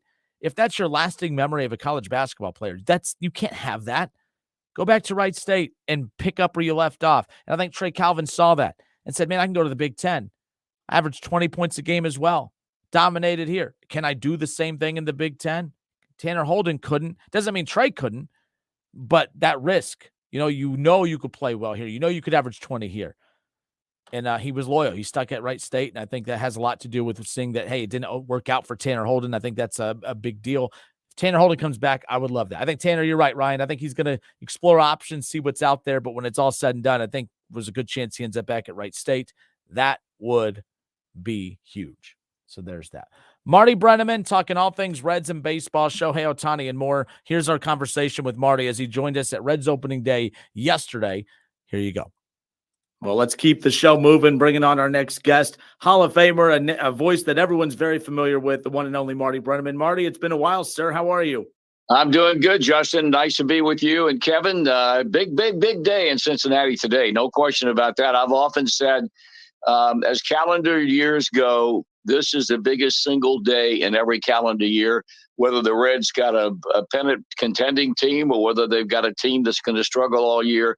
It doesn't take away from how big this day is today. And thank God we've got good weather. you get to enjoy opening day in a little bit different way now, obviously a couple years into retirement. How do you compare and contrast what opening day is to you now as just a fan showing up to the ballpark like the rest of us versus when you were calling games for, those couple decades you were involved? Yeah, that'd be 4.5 decades to be exact. I guess the biggest single thing is I can leave anytime I want to. If I don't like the way the game is going, I can get the heck up and go downstairs and get in my car and go home. I just enjoy it more. That's not right. I always got pumped up for opening day, and it was great to get back on the air again, even though I did a lot of work in spring training. It was great to get back to doing games that meant something. And but I don't miss it. People have often asked me, your last game was in September the 26th of 19, and do you miss it? Not one time have I ever missed broadcasting baseball when I walked out of that radio booth that afternoon. I've never missed it. The retirement, everybody should have as good a retirement as I've had up to this point. And so I'm just going to enjoy the game today, and hopefully Hunter Green will be on top of his game and can take care of Pittsburgh and do it rather quickly.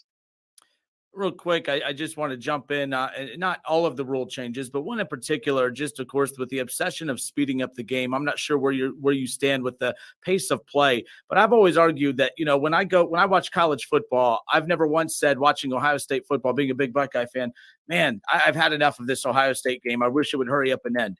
If I go to a movie and it's a 3.5 hour movie and it's really, really good, I never want to say, man, I hope this movie hurries up and just wraps up. When the content's good, I want more of it. I don't want to spend my money to get less of it. I want more of it. Is the obsession with speeding up the game, is that being overblown a little bit? Obviously, it's working with the pace of play, with all the rule changes on the pitch clock and everything. It's working, but what is it? What does working mean? What is it exactly fixing? Do you think fans actually think baseball's too long? Oh, absolutely, without any question, I do. I think it's a slam dunk that people do not want to sit in a ballpark and watch a 3-2 ball game that takes 3 hours and 20 minutes to play. There's too much downtime in the game. What baseball is doing is implementing rules to get back to the game the way it used to be. And I think it's criminal that they have to implement new rules in order to speed the game along time-wise, to improve the chances of stolen bases and greater aggressive base running. I think all of these rules are designed to do just those things. And I think it's unfortunate. The one thing they'll never say is that they overplayed their hand as far as analytics and how much it's going to add to the game. Analytics, if you'll pardon the expression, has added very damn little as far as I'm concerned. There are certain aspects of analytics that I agree wholeheartedly with. The majority of them I don't. They've taken away individual thought on the part of players, and now with these new rules being implemented, they're giving the player that back, and I think that's very, very important. I couldn't be happier with the fact that as far as the Reds games were concerned in spring training, they were 25 minutes quicker on average than they were last year. And I was out there and I saw 4 games. I love the pace. I love the rhythm that the hitters got into, that the pitchers got into. And amazingly to me, more than anything else, I thought there would be a lot of problem with veteran pitchers who had never been exposed to the shot clock or the pitch clock.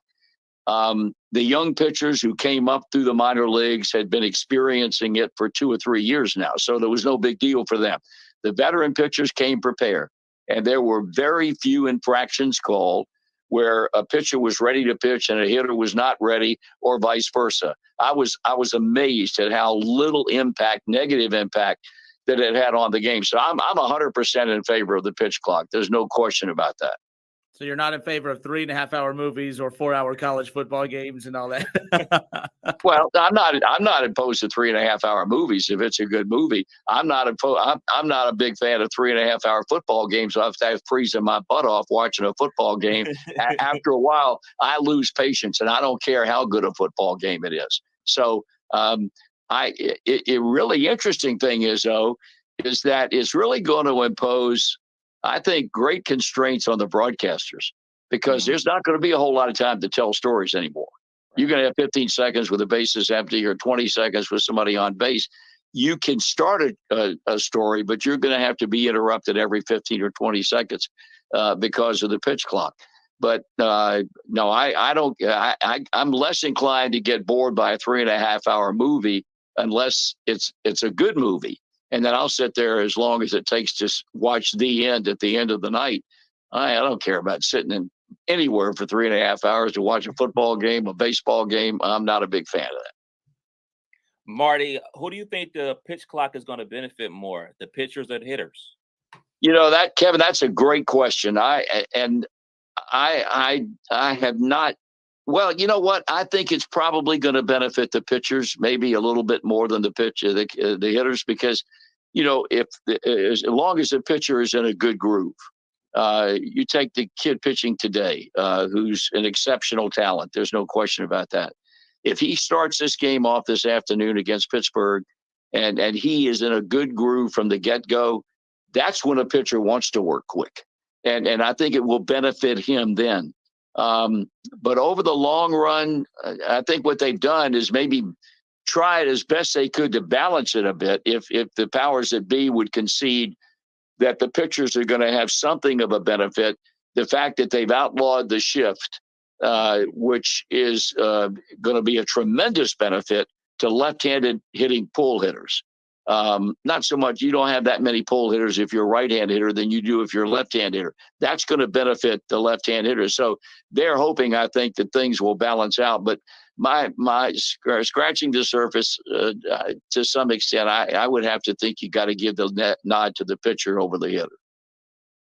What are your thoughts about the huge bases now? Everybody's complaining about how big the bases are, and if people actually are going to steal bases, will those records actually stand up against back in the days records of stolen bases just because they're the size of pizza boxes and things of that nature?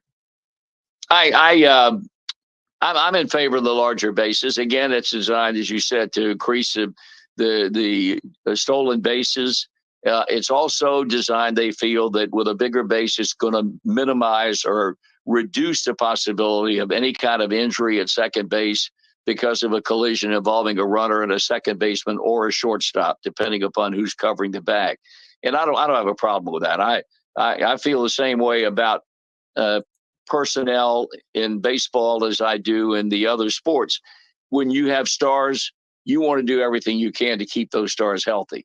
Because that's what people are going to come see. They're going to come see Hunter Green pitch. They're going to go see Ohtani pitch and hit, and all the great names in the game. So if you can minimize the possibility of debilitating injuries, and you do that by a number of things, but one of which is increasing the size of the base, I don't have a problem with that at all. Marty, you mentioned Shohei Ohtani. I promise we'll get to the Reds in a moment. No, that's okay. Shohei Ohtani, never seen anything like him. I know I haven't, and he's really kind of taken baseball by storm. It's been a while. We see in the NFL, stars come in, they take up. We watch the Joe Burrow effect in Cincinnati. You've seen that up close and personal. We see it in the NBA. Guys come in and make an immediate impact. We haven't seen a player like Shohei Ohtani come into baseball and just literally take the sport by storm. Just your thoughts on Shohei Ohtani. You've seen it all in this sport, but have you seen anything like Shohei Ohtani before? I don't think I've seen anything like him in any sport. I'm a huge Michael Jordan fan. I know the argument involving LeBron and Michael. I am the most prejudiced human being that ever lived because Michael and I went to the same institution of higher learning. So I'm a Michael Jordan fan until the day I die. He, to me, is the greatest basketball player in the history of professional basketball. Not so much in college because Dean didn't turn him loose until he got through Carolina and went on to the NBA where they said, have at it, young man. There's no one who comes to mind that would equate, in my mind, the all-around abilities that Shohei Ohtani has. I mean, when you can go out and pitch like he pitches and have an ERA under 2.5, and then you go out and hit 20-some home runs and hit close to 300, I don't know anybody that could compare with that. I don't care who it is. Tom Brady's arguably the greatest quarterback in the history of the National Football League. He did it based on his arm. This kid has every possible tool imaginable. I think he's a great individual to represent Major League Baseball and all the good things that are about the game. He's a good-looking kid. I think he speaks a heck of a lot more English than he wants anybody to know. That's fine with him, whatever makes him comfortable. But when they talk about paying to go see a player play, I think people are less inclined to do that in baseball than they are to go see Joe Burrow play quarterback with the Bengals, or to see the big names in the NBA play, or whatever the case might be. Baseball people are less inclined. They more often than not will go see a team rather than go see, well, I'm going to the ballpark tonight to see an individual. They're paying to see that kid play. And I just marvel at what he does for what I think is the hardest single sport of all to play well at the big league level. When he struck out Mike Trout, that was a slider that he struck him out on, and that was God sent, because I have never seen a pitcher throw a slider like he threw. Mike Trout had no chance. I mean, just good morning, good afternoon, and good night. And somebody quoted a figure to me the other day that said that is the 6th or 7th or 8th time in Mike Trout's Major League Baseball career, encompassing however many at-bats, that he struck out on 3 pitches, and he struck out on 3 pitches swinging. Wow. That's amazing. That's amazing. We have Hall of Famer Marty Brennaman with us here. You know, the thing that's interesting with all the changes in baseball coming up this year, every team will play every team now moving forward. I know that's always been a hot button issue. I know for me, just from a fan perspective, the fact that, you know, in the NFL, I know you don't get to see every star, but you get to see it more often than not. The NBA, you get to see every star come through an arena at least once throughout the season. I know baseball, the traditionalists, they don't like to mess with it, but I think this is going to be one of the bigger changes. You know, when I'm voting for the All-Stars, and I haven't seen half the All-Stars or half the players in the league because my team's in the National League, I think that's always been a problem. I think one of the big rules that's not being talked about, or one of the changes I think that's going to have the biggest impact on baseball, in my opinion, could be this one, where now as a Reds fan, I'm going to get to watch every star either come into Great American Ballpark, or at least get to watch them on whatever regional sports network takes over, for the Reds on TV, as far as that's concerned. But I think that's big. The fact that we talk about Shohei Ohtani, the fact that we maybe never would get to see him hardly at all, if ever. Now we get to look forward to seeing him every single season, whether it be at GABP or on television. Your thoughts on that change to the sport as well? I'm good for it. You remember way back when they went to interleague play and back in the 90s, and people raised Cain about how it's going to take away from the importance of the World Series. That never panned out. Logically speaking, it certainly was an argument for people who were opposed to change, but it didn't happen. I think this is a wonderful thing they're doing, because now people can legitimately see every single great player in both leagues over one regular season, and one regular season after another. So I don't have a problem with that. I know the conversation among baseball people, which I've been involved with, nobody has offered any negative comment at all about it. I think anybody in the industry realizes that this is something that will do nothing but benefit baseball. And I guarantee, I'd love to know what the ticket sales are right now for the Reds, as far as the coming of the Angels are concerned, when they come into town with not only Ohtani, but also with Mike Trout. I mean, you have to throw him into the mix too. So I think it's a great thing. I have no problem with it. I think whoever came up with the concept should be patted on the back, because I think it'll be great for the individual teams involved. And I think as an industry, it'll be super for the game of baseball. All right. Justin Kinner, Kev Nash with you here on 1410 ESPN Radio. Happy Friday, everybody. More from our conversation with the Hall of Famer Marty Brennaman from yesterday's Reds opening day special. He jumped on with Kevin and I as we were live at Great American Ballpark ahead of yesterday's Reds opening day matchup against the Pirates. So more of Marty Brennaman when we come back.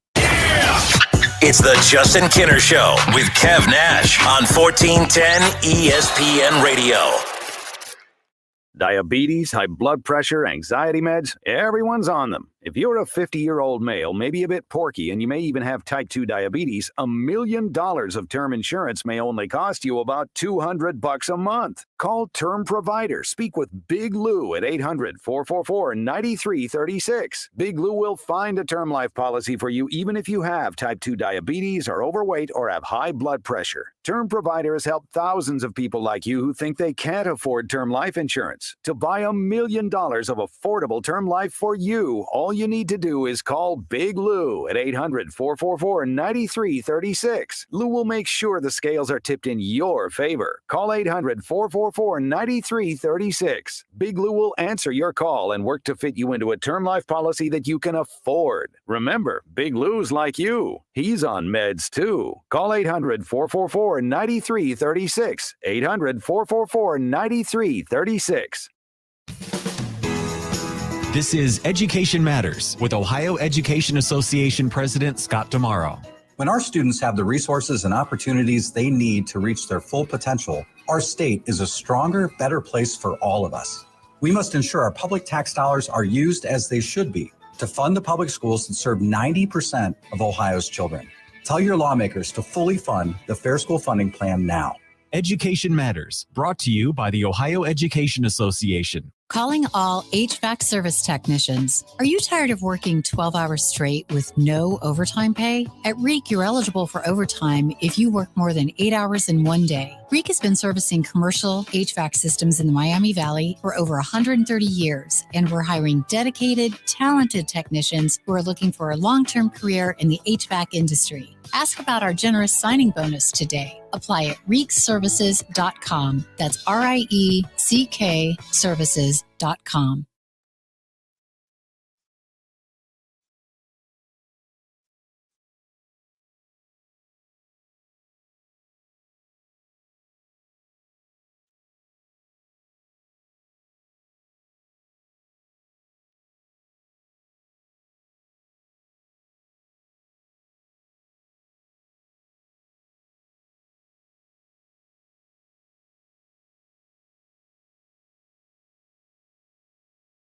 Are you ready for tax season? Belmont Business Consultants and Tax Services is ready for you. If you want to come in person, it's a safe environment.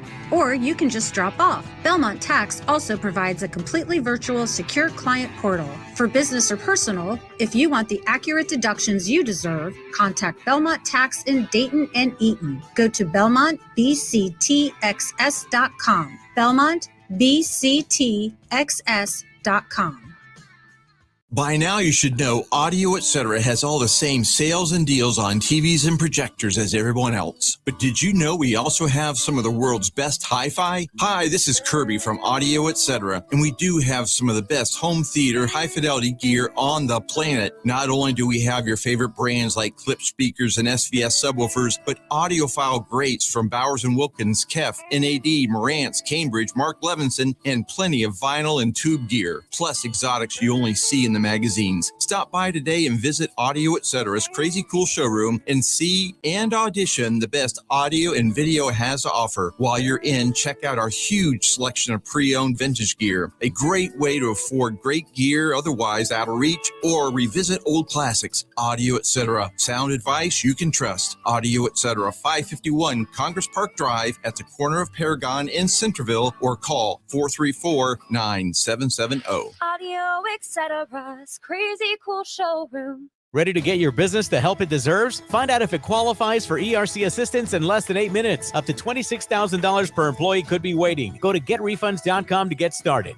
Game time or anytime, Milano's is ready for you with the pizza and subs you crave. Our double pepperoni pizza is loaded with pepperoni and cheese. Our barbecue chicken pizza is a fan favorite too. Milano's Pizza, Subs, and Taps. Brown Street, Beaver Creek, and Miami Township. Did you know that 3 Ohioans are diagnosed with oral cancer every day? Dentists are doctors of dental surgery and can recognize life-threatening conditions and treat oral diseases before they become serious health complications. Ohio Dental Association member dentists are located throughout the state and are dedicated to providing the highest quality dental care. Ask if your dentist is a member of the Ohio Dental Association and American Dental Association, so you know you're being treated by the best. To find an ODA dentist in your area, visit associationsadvanceohio.com. Cordell Transportation is now hiring Class A CDL drivers. Excellent pay, benefits, and a $5,000 sign-on bonus. Apply today. Online at CordellTransportation.com. Driven to succeed. Hop in the spring and save more at Family Dollar. Gussy up with beautiful dresses and rompers at great prices. Family Dollar, helping you do more. All right, Justin Kinner and Kev Nash back with you here on 1410 ESPN Radio. Yesterday, we had the Hall of Famer Marty Brennaman join us as we were live at Great American Ballpark ahead of the Reds-Pirates opening day matchup. We got a chance to talk about all the changes in baseball. We talked about, of course, the new scheduling model where every team plays against everybody. We talked about the emergence of Shohei Ohtani as the potential face of Major League Baseball. We talked about it all, but now we're going to focus and turn our shift in our conversation with Marty more towards the Cincinnati Reds. Lots of good stuff coming your way, including a couple of great stories from during his time as a broadcaster during his 4.5 decade run as the voice of the Cincinnati Reds. More great stuff here. Our continued conversation with the Hall of Famer, Marty Brennaman. Well, I think more so than right now, Kevin. I think I was out there for 10 days and saw 4 games, and the kids that are coming, not that they don't have good young players. This team does. It does. When you got the outfielder and Friedel and the Fraley kid that came up in the Seattle trade, and it took them a year or so to get their feet wet and get comfortable. And both of them had good springs. I think they'll be good baseball players. I think they're still hoping that Jose Barrero has found himself, because I'll give the Reds credit for one thing. They don't let guys go quick. I mean, I never saw a player benefit more as long as the outfielder. What was the kid's name they finally let go this past year when he had the one great month? The Punisher had the one great month and hung around for 3 years. Yeah. They will give you a chance, and I think they want Barrero to succeed. He looked like a better hitter in spring training. Now he's got to do it when it counts. And I think the kid's got a chance to be an outstanding player, but he simply has to make contact better than he has in the past. The Steer kid at third base, I think, is going to be a solid player. We know about Tyler Stevenson. We know about Jonathan India, who is looking to bounce back after a year in which he was injured more than he wasn't last year. They're still waiting on Nick Senzel. But the kids like the kid Encarnacion Strand, Christian Encarnacion Strand, and obviously Eli De La Cruz, Matt McLean. I saw the first spring training game I saw. Strand was in the lineup, and his first 3 times up, he hit the ball as hard or harder than anybody I've ever seen in a Major League Baseball uniform. He had a first pitch 3-run home run in the first to left center. He hit a line drive that never got higher than 12 feet off the ground, that got over the center fielder's head, and he hardly had enough time to turn around and look. The ball hit off the center field fence, and the third time he just missed a pitch, and the center fielder caught it up against the fence in deep left center field. He can hit big league pitching, I think, right now. I don't think there's any question. He's an incredibly mature kid. He has a great idea when he goes to the plate. If you pitch him away, he's going to hit the ball to left field. He's not going to try and pull everything. He's the biggest problem he has right now is his defensive play or the lack thereof. And they sent him out with one idea in mind, and that's to work big time on his defense at third base. They played him also a bit at first. Once they feel like he's improved enough, and I'd be shocked if he doesn't hit at wherever they start him. I think they're starting him and Cruz with the AAA club in Louisville. I think those kids both have a chance to be with the team before the season's over with, given the fact that a lot of people are confident that they're going to play well at the minor league level, well enough to get them up here. Brandon Williamson was the mainstay as far as a pitching prospect is concerned that they got from Seattle in the Jesse Winker, Eugenio Suarez deal. He did not have a good spring, but I don't think that's going to take away from the probability that he's going to be a good big league pitcher once, God forbid, he doesn't come up with any kind of arm problems. They're ranked the 5th best farm system in baseball going into the season.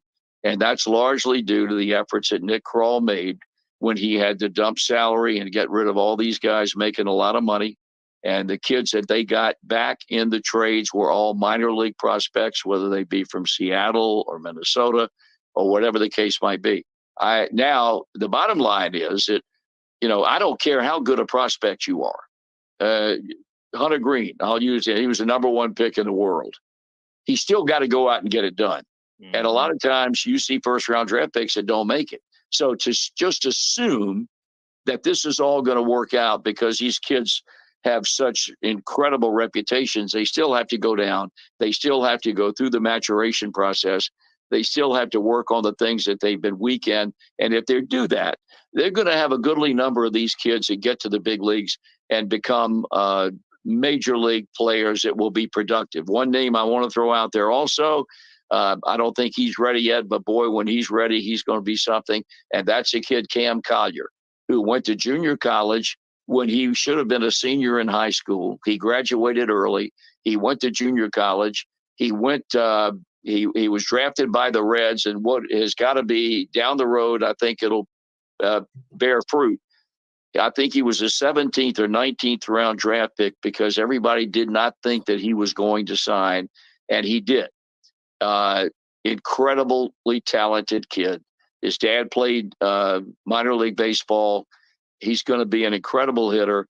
It won't be this year, I don't think, but I think he could be in the big leagues as early as sometime in 2024. So I love the people they got, but now these kids got to prove that Nick Krall's decision to accept them in return for whoever he traded has to turn out to be something that will bear a lot of fruit. Marty, following this, when they hit the reset button a few years ago, that seemed to be Reds fans on the edge of their seat, to be pushed off and to be as frustrated as they are, and rightfully so. I get that.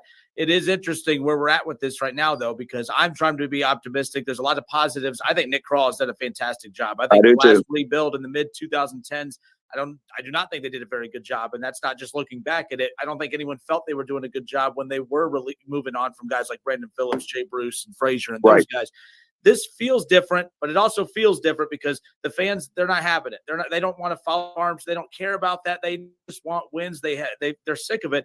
You have, again, you talked about 4.5 decades, calling games for the Reds and following this team as long as you have. Have you ever experienced the Reds fans be this frustrated and this upset at this point, especially after last year's "where are you going to go" comment that, of course, took off like wildfire? Where are you at with how you assess the fans right now?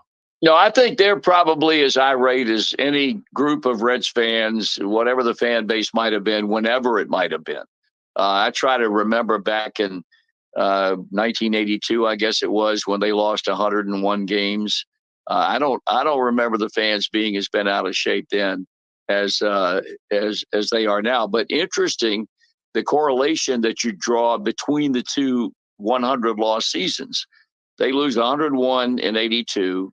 Obviously, people were not happy, not to the extent that they are now, but coming to that club in the next couple of years were people like Eric Davis, Barry Larkin, Paul O'Neill, Tracy Jones, Kurt Stillwell. All of these kids came to the big leagues at once, and they turned out to be a core of players that would ultimately help this team win a world championship in 1990. I think you can draw the correlation between that talented bunch of young players and the talented bunch of young players that this team has coming in the next couple of 3 years. So I think it's an important year for this team. And I give the Reds a lot of credit. They're positive. They feel like this is going to be a better team than we saw last year. But let's be honest about this now. They can't be a whole lot worse. So to say, yeah, we're going to be better in 2023, and I'm saying, well, what does that mean?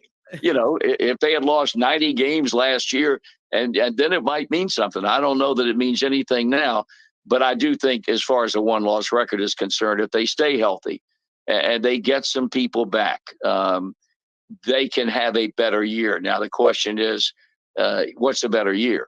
The over and under in Las Vegas is 65.5 wins. Do I think they'll be better than that? Yes, I do think they'll be better than that.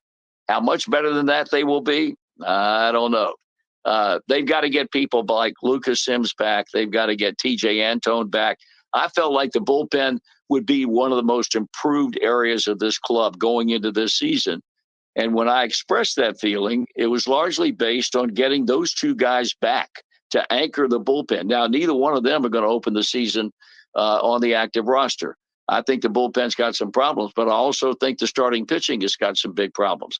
I give a lot of credit to Green and Lodolo and Graham Ashcraft because they pitch like the big three that they're supposed to be in spring training.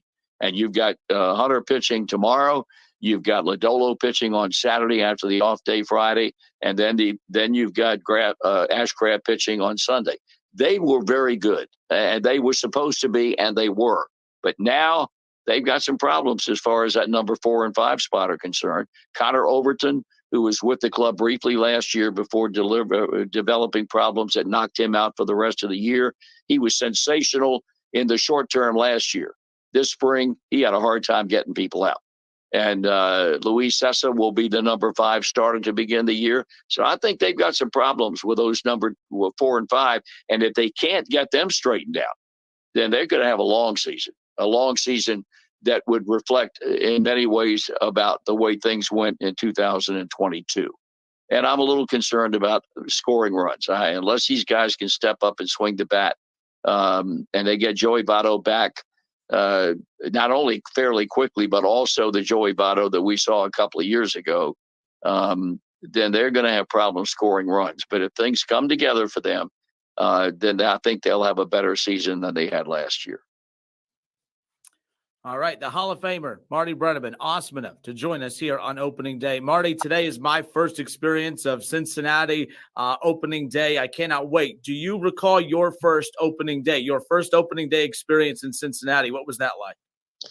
It was memorable. I mean, I get the job replacing Al Michaels, and I go to spring training, and we did a full spring of broadcasts. So by the time opening day came, people knew who Marty Brennaman was, and I think they knew what they could expect.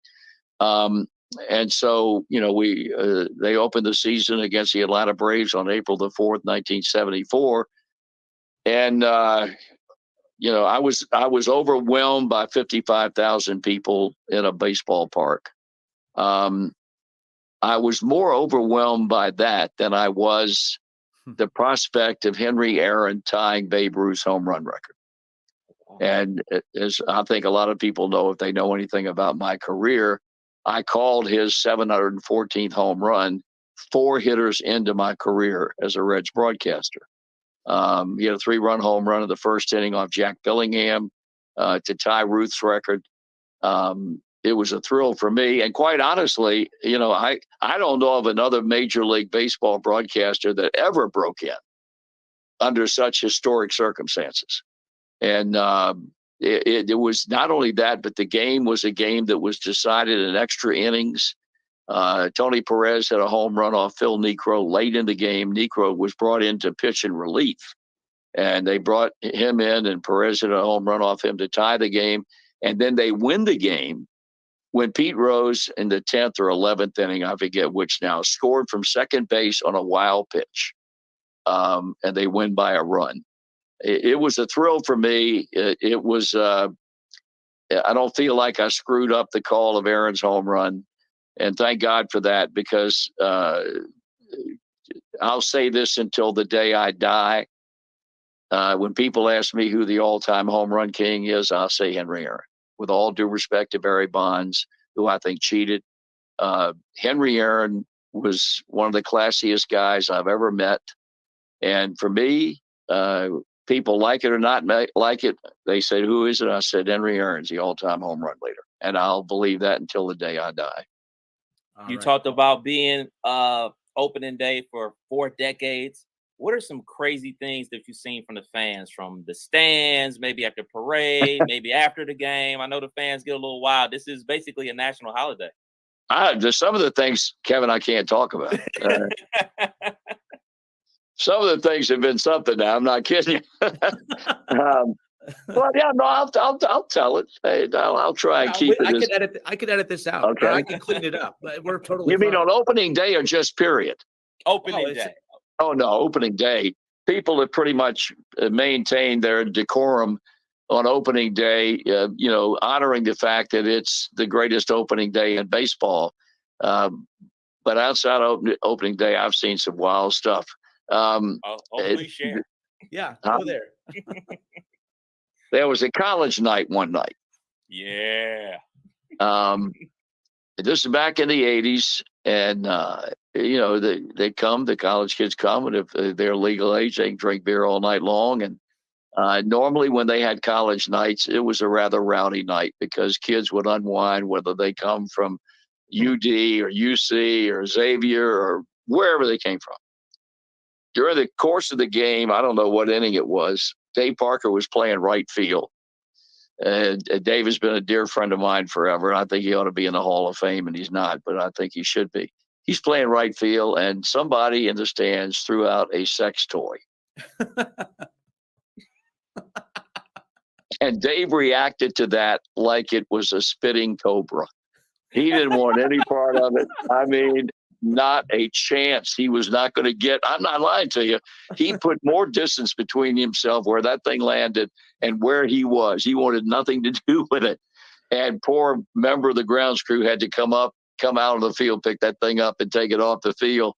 And Dave and I talk about it all the time, even today when I see him, because it was one of the funniest things I've ever seen on a baseball field. The day that a kid was at the old ballpark at Riverfront, there were an area of about 8 rows that were directly below us. And the next level down was the seats behind home plate. And there was a college kid, the most amazing thing I think I might have ever seen in a baseball game. Somebody hit a foul ball back over the screen. And this kid, I don't know, sophomore, junior, and thank God he was put together and he was strong as an ox. He reached over to grab the ball over the railing and he fell. He fell over the railing, and as he was going down, he reached back up and grabbed the railing and hung there. Wow. I've never seen anything like it in my life, because you're talking about body weight that's hurling over that steel railing. And he was able to reach back and grab the railing and hung on to the baseball and hung on long enough for them to get him back over the railing and back into the seats. I've never seen anything like it in my life. Real life Spider-Man. Yeah, it was unbelievable. I swear to goodness, I can't imagine somebody that strong. And he was able to pull it off, and he pulled it off with a great deal of class because he hung on to the baseball. It was also the time when Joe Nuxall and I went up into the red seats behind home plate to broadcast. And we did it as a promotional stunt. The club thought it was a great idea, and it was a tremendous idea. And they built us, a counter to work off of, and we were sitting right behind home plate up into the top level of the ballpark, looking down with fans sitting all around us. And we had security because you would expect to have that. You don't know what you're going to get from fans for whatever the reason. And we did it 2 different times. I don't know, it was like 1977, 78, something like that. A lot of people up there smoking joints and having a big time. But they were the best too. They were so cordial and conscious of what we were doing. It was never a problem, and it was something that turned out to be incredibly popular as far as the fans were concerned. Wow. Well, Marty, we asked for 10 to 15 minutes. You doubled that. Thank you. Beyond appreciate it. You do need to send us out with this, though. Joey Votto's legacy is what on the way out? Because it's a very weird one, because we know his numbers. He's an all-time great for the Reds for those numbers. But, when you think of Pete Rose and those great Reds from decades past, you always associate it with World Series. You associate it with winning. And unfortunately for Votto, outside of the early 2010s, really what led to that MVP and him getting that contract, it's been all losing since. How do you balance what his legacy is for the Reds? I don't know. That's a good question, Justin. He's had a number of not so good seasons. And I don't think that's going to help. And I will say this. I don't think he's a first ballot Hall of Famer. I don't think that. But with the emphasis being placed as heavily, or the importance being placed as heavily on analytics as they have been. There are numbers in his career that will certainly enhance his chances, most notably on base percentage, which is very, very important. I think that one day, I think he will be, has a great chance of being a baseball Hall of Famer. But I don't agree with people when they say it's a lock. I think that we'll have to sit back and watch and see how it works out. All right, Hall of Famer Marty Brennaman, opening day. Awesome enough to hang out with us here today. Marty, thank you so much for hanging out with Kevin and I. We're excited to be here on opening day, our first experience here. You've been there for a few. It won't be as memorable as your first opening day, I promise you that much, but we're hoping to make it pretty close. Well, I'll look for you guys down there in this mass of humanity today. Sounds like a plan. Thank you, Marty. Thank you, Justin. Thank you, Kevin. Enjoyed it, man. Coming to you live from the Superbook Sports Studios in Kettering. You're listening to Dayton's ESPN Radio, 1410 Wing AM. I thought they did a masterful job, not only in the second half, but particularly in the last 10 minutes against Texas to put themselves in position to play against UConn tomorrow. We're talking to ESPN's college basketball analyst LaFonso Ellis here on Candy and Carl on ESPN Radio. And Alphonse, we talked about Miami and UConn. That is the second game. The first game is Florida Atlantic and San Diego State. Sure. Both of these teams maybe a little bit surprising for them to be here. The biggest one, maybe Florida Atlantic. What is it that they do well enough that has put them in this position where they're playing in their first ever Final Four? What they do well is they do a terrific job of gang rebounding the basketball. I mean, they rebounded 40% of the misses in the NCAA tournament. That's the highest amongst remaining teams. And mind you, the talk outside, and let's see, outside of their center, they don't have Vladimir Golden. They don't have a guy in the starting lineup over 6'4". And so they do a terrific job of sending three guys to the glass, and they've rebounded it really well. But what they also do is, because they're undersized, all four guys on the perimeter can knock down the three. Similar to Miami, actually. All four guys out there on the perimeter can knock down the three. They drive it well. All of them are excellent finishes around the rim with either hand.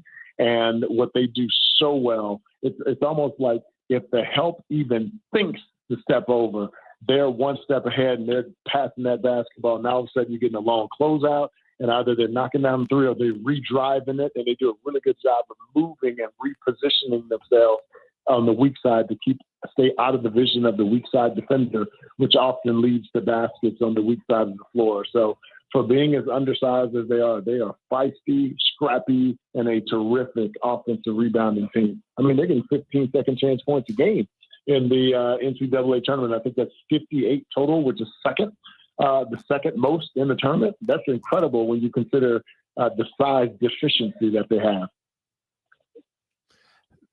LaFonso, thank you so much for taking a few minutes tonight. Enjoy the games this weekend. My pleasure. Thank you guys for having me on. And I promise to put on deodorant and a little bit of cologne next time. Appreciate you. Appreciate you, Fonz. Appreciate it, Fonz.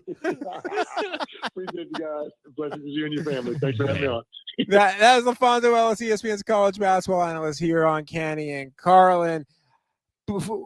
Very quickly, Randy Scott, before we go to break, Adam Schefter just tweeted this. Damar Hamlin met with President Joe Biden today. Okay. And among the things that he said is that he thinks he's going to be able to play again. I thought that was really interesting and enough of a breaking news situation that we're going to get to that a little bit at the other side of the break. We're also going to talk about another legacy from a coach this weekend that might wrap up a massive deal if she's able to win a national title. This is Candy and Carl on ESPN Radio. Sunday Night Baseball on ESPN Radio. We kick off the season in Arlington, Texas, where Corey Seager and the Rangers welcome Trey Turner and the Philadelphia Phillies. That ball is gone. Goodbye. Trey Turner, two-run home run. Coverage begins at 6 Eastern on ESPN Radio and on ESPN. Wendy's 2 for $6 lets you mix and match some of our best items, like Dave Single with a 10-piece crispy nugs, medium strawberry lemonade with a spicy chicken sandwich, spicy chicken with a Dave Single with a strawberry lemonade, strawberry lemonade, if you're into that. Chicken Sam, crispy nugs, strawberry lemonade, Dave's, nugs, Sam. Whew. Pick what you want at a price you want. Choose wisely. Choose Wendy's 2 for $6. For limited time, price participation may vary at U.S. Wendy's. On the card only. Single item at regular price. At Progressive, we love sports and saving you money, so we bundled them together. It's 40 love here in the third set. And there's the bell. She's coming off the bench hot, looking for a quick knockdown. But wait, she's driving to the hoop. Oh, down goes the champ. Now that's another double fault. She'll be shooting too. The serve is up. And here comes the left hook.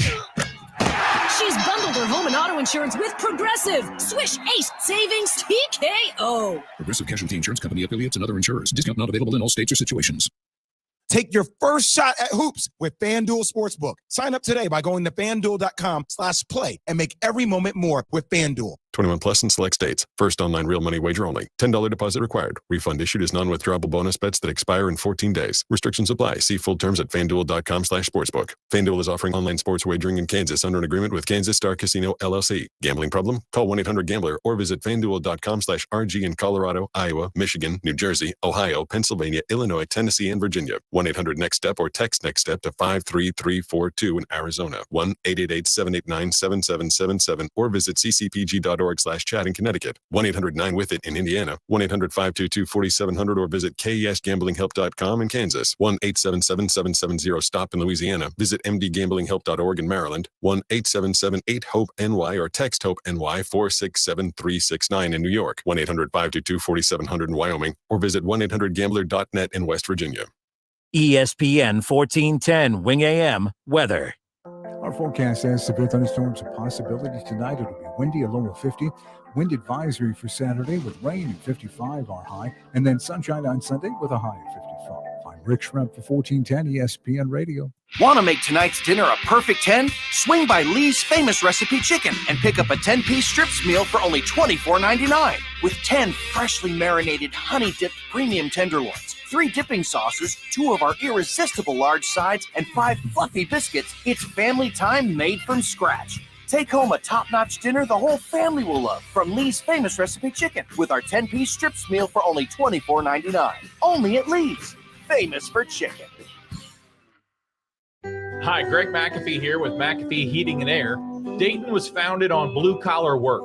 Many Daytonians worked at companies like NCR, McCall's Publishing, Delco, and the Huffy Corporation. Blue-collar work set Dayton apart in innovation and forward thinking. And today, we have a company like McAfee Heating and Air. Our apprenticeship program is a perfect opportunity to get paid while you learn. Go to mcair.com and apply today.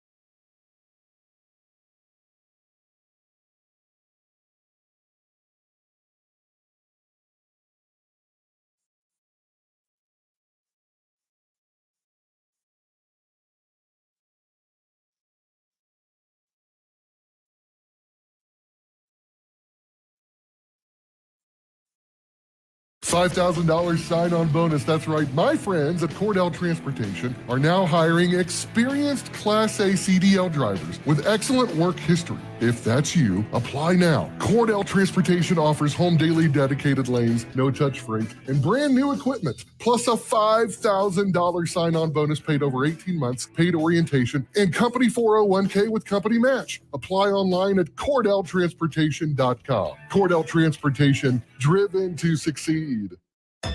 The law offices of Blake Maceland will fight for you.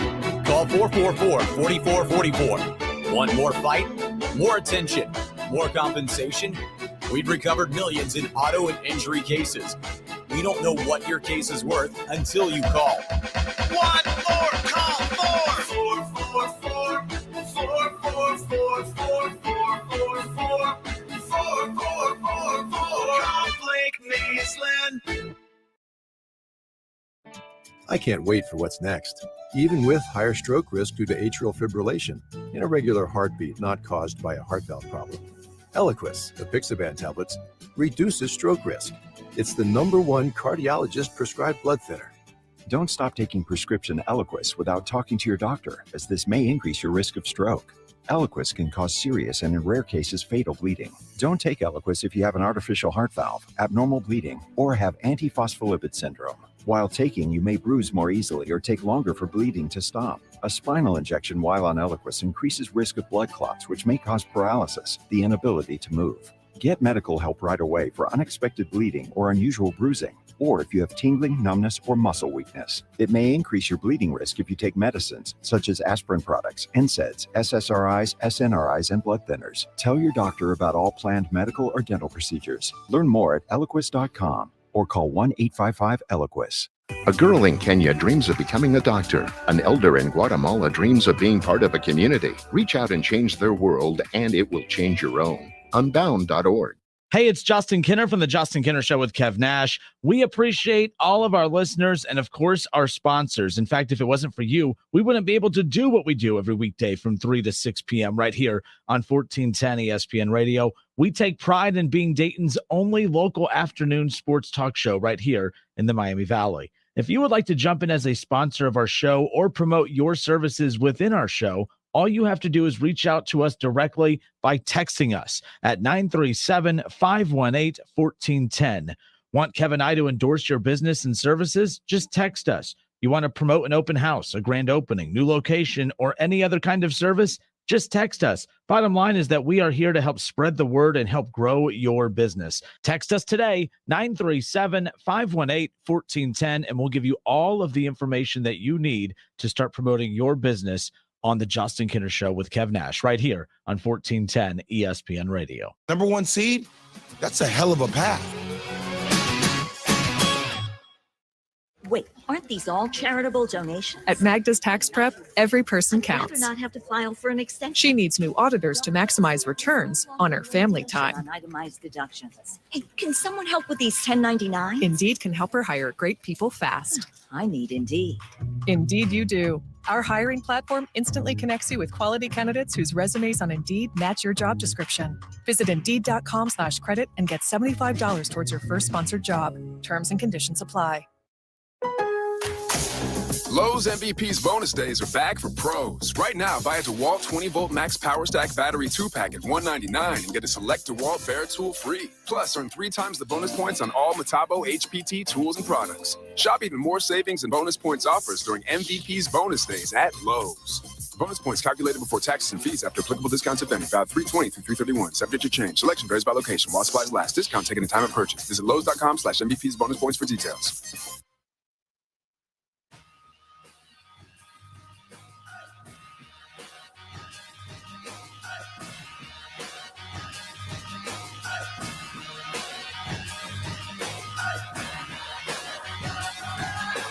This is SportsCenter.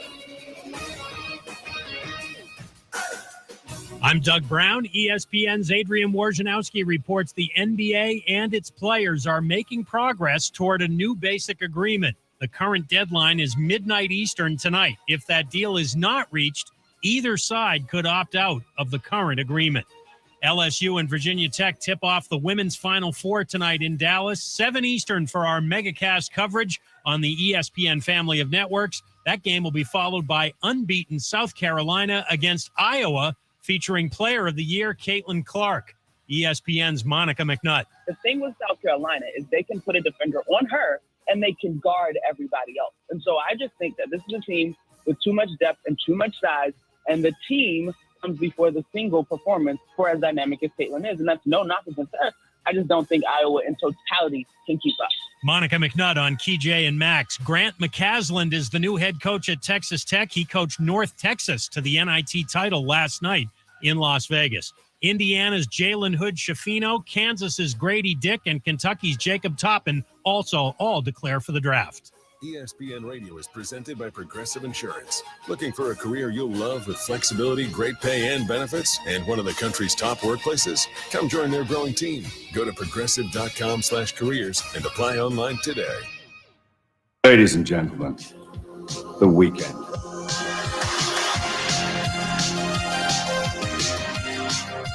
Thank you. It is the weekend. Yes. Thank you, Daniel Craig.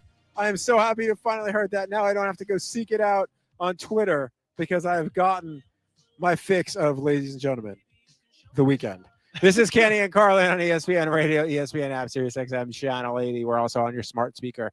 Just say ESPN Radio. Alongside Randy Scott, I'm Michael Rothstein. And as we talked about right before the break, this was something that popped over a little bit earlier today. Some great news for a conversation that we were having a lot kind of at the beginning of 2023, which was about Damar Hamlin. And Damar Hamlin, if you don't remember, was severely injured during a Buffalo Bills Cincinnati Bengals game toward the end of the season, was hospitalized. There was a cardiac event, and his progress has been remarkable. And Adam Schefter tweeted this. And to be clear, there are two things here. One, Damar Hamlin met with President Joe Biden, and he told Joe Biden that he thinks he's going to be able to play again. Now, Adam Schefter also tweeted this, that to be clear, Damar Hamlin has been going through testing, has not been cleared to play. But Damar Hamlin believes that he'll be able to play again. Randy, when I hear that, the conversation of should he play or should he not play is a different conversation. The conversation of that he even feels like he might be able to, man, that's awesome stuff. It's a miracle. It's a continuation of a miracle. It's a miracle. It would be a miracle 2.0, right? It's an ongoing developing situation of continuing coverage of a miracle. It also says something about the man, because I think he would be forgiven. I think he'd be understood and supported. And I think it would be expected if he decided, I'm done. I'm done with football. I'm done with this game. I can't go do my job anymore. I can't go hit someone over the middle. I can't hit period, because I don't know if I'm going to relive this nightmare from the last time. So if he were medically cleared, that would be one level of miracle. If he would then apply it to himself and get back on the field and put himself in that situation again, we've never seen anything like it. He one of one, never before seen in this game. Yeah, mentally, I couldn't do it. I know that for sure. I would. Right. I wouldn't be able to handle that. Listen. The fact that Damar Hamlin's even talking about this, like you said, it's a miracle. It's really awesome to hear that. It just really, really is. Don't forget, tomorrow, all the help you need when you're wagering on the NCAA tournament. It's the Tournament Challenge Numbers Crunch. That starts at 5 Eastern right here on ESPN Radio. Then the primetime Final Four special begins at 6 o'clock Eastern. That'll be hosted by Mark Zeno, Harrison Stanford, and former coach Tim Welsh. And when we're looking at, I know we were talking about college basketball legacies earlier, Randy, here on Canny and Carlin on ESPN Radio. And we were talking about Kevin Durant. He's talking about how he doesn't necessarily care about his legacy, but there are multiple legacies on the line right now in college basketball this weekend. I think there are three that stand out the most, although almost everybody playing or coaching, this is massive for their legacy. I want to start here though. Caitlin Clark, she plays tonight, South Carolina versus her Iowa Hawkeyes. That's 9 o'clock on ESPN. What does she need to do to cement anything else at this point? Like, to me, it feels like everything would be an icing on everything if she were to happen to beat South Carolina and win a national title. Yeah, if she beat South Carolina and won a national title, I don't want to besmirch South Carolina, but I think if Caitlin Clark does this tonight, it's up there with taking down a machine in terms of, right, a winning streak, dominance, all of that. Like, you would not be super hyperbolic to say it's the United States over Russia at the 1980 Winter Olympics. And I say that because, I say it because of the parallels where this is the biggest challenge left. It just so happens to be in the semifinal round, right? The United States beat Russia, then had to beat, I believe it was Finland to win gold, Finland or Sweden to win gold in the 80 Olympics. Like, that's what Caitlin Clark and company would have to do. You take down this machine that's won 42 straight games. You take down this machine that people were picking against the field as the tournament was announced. If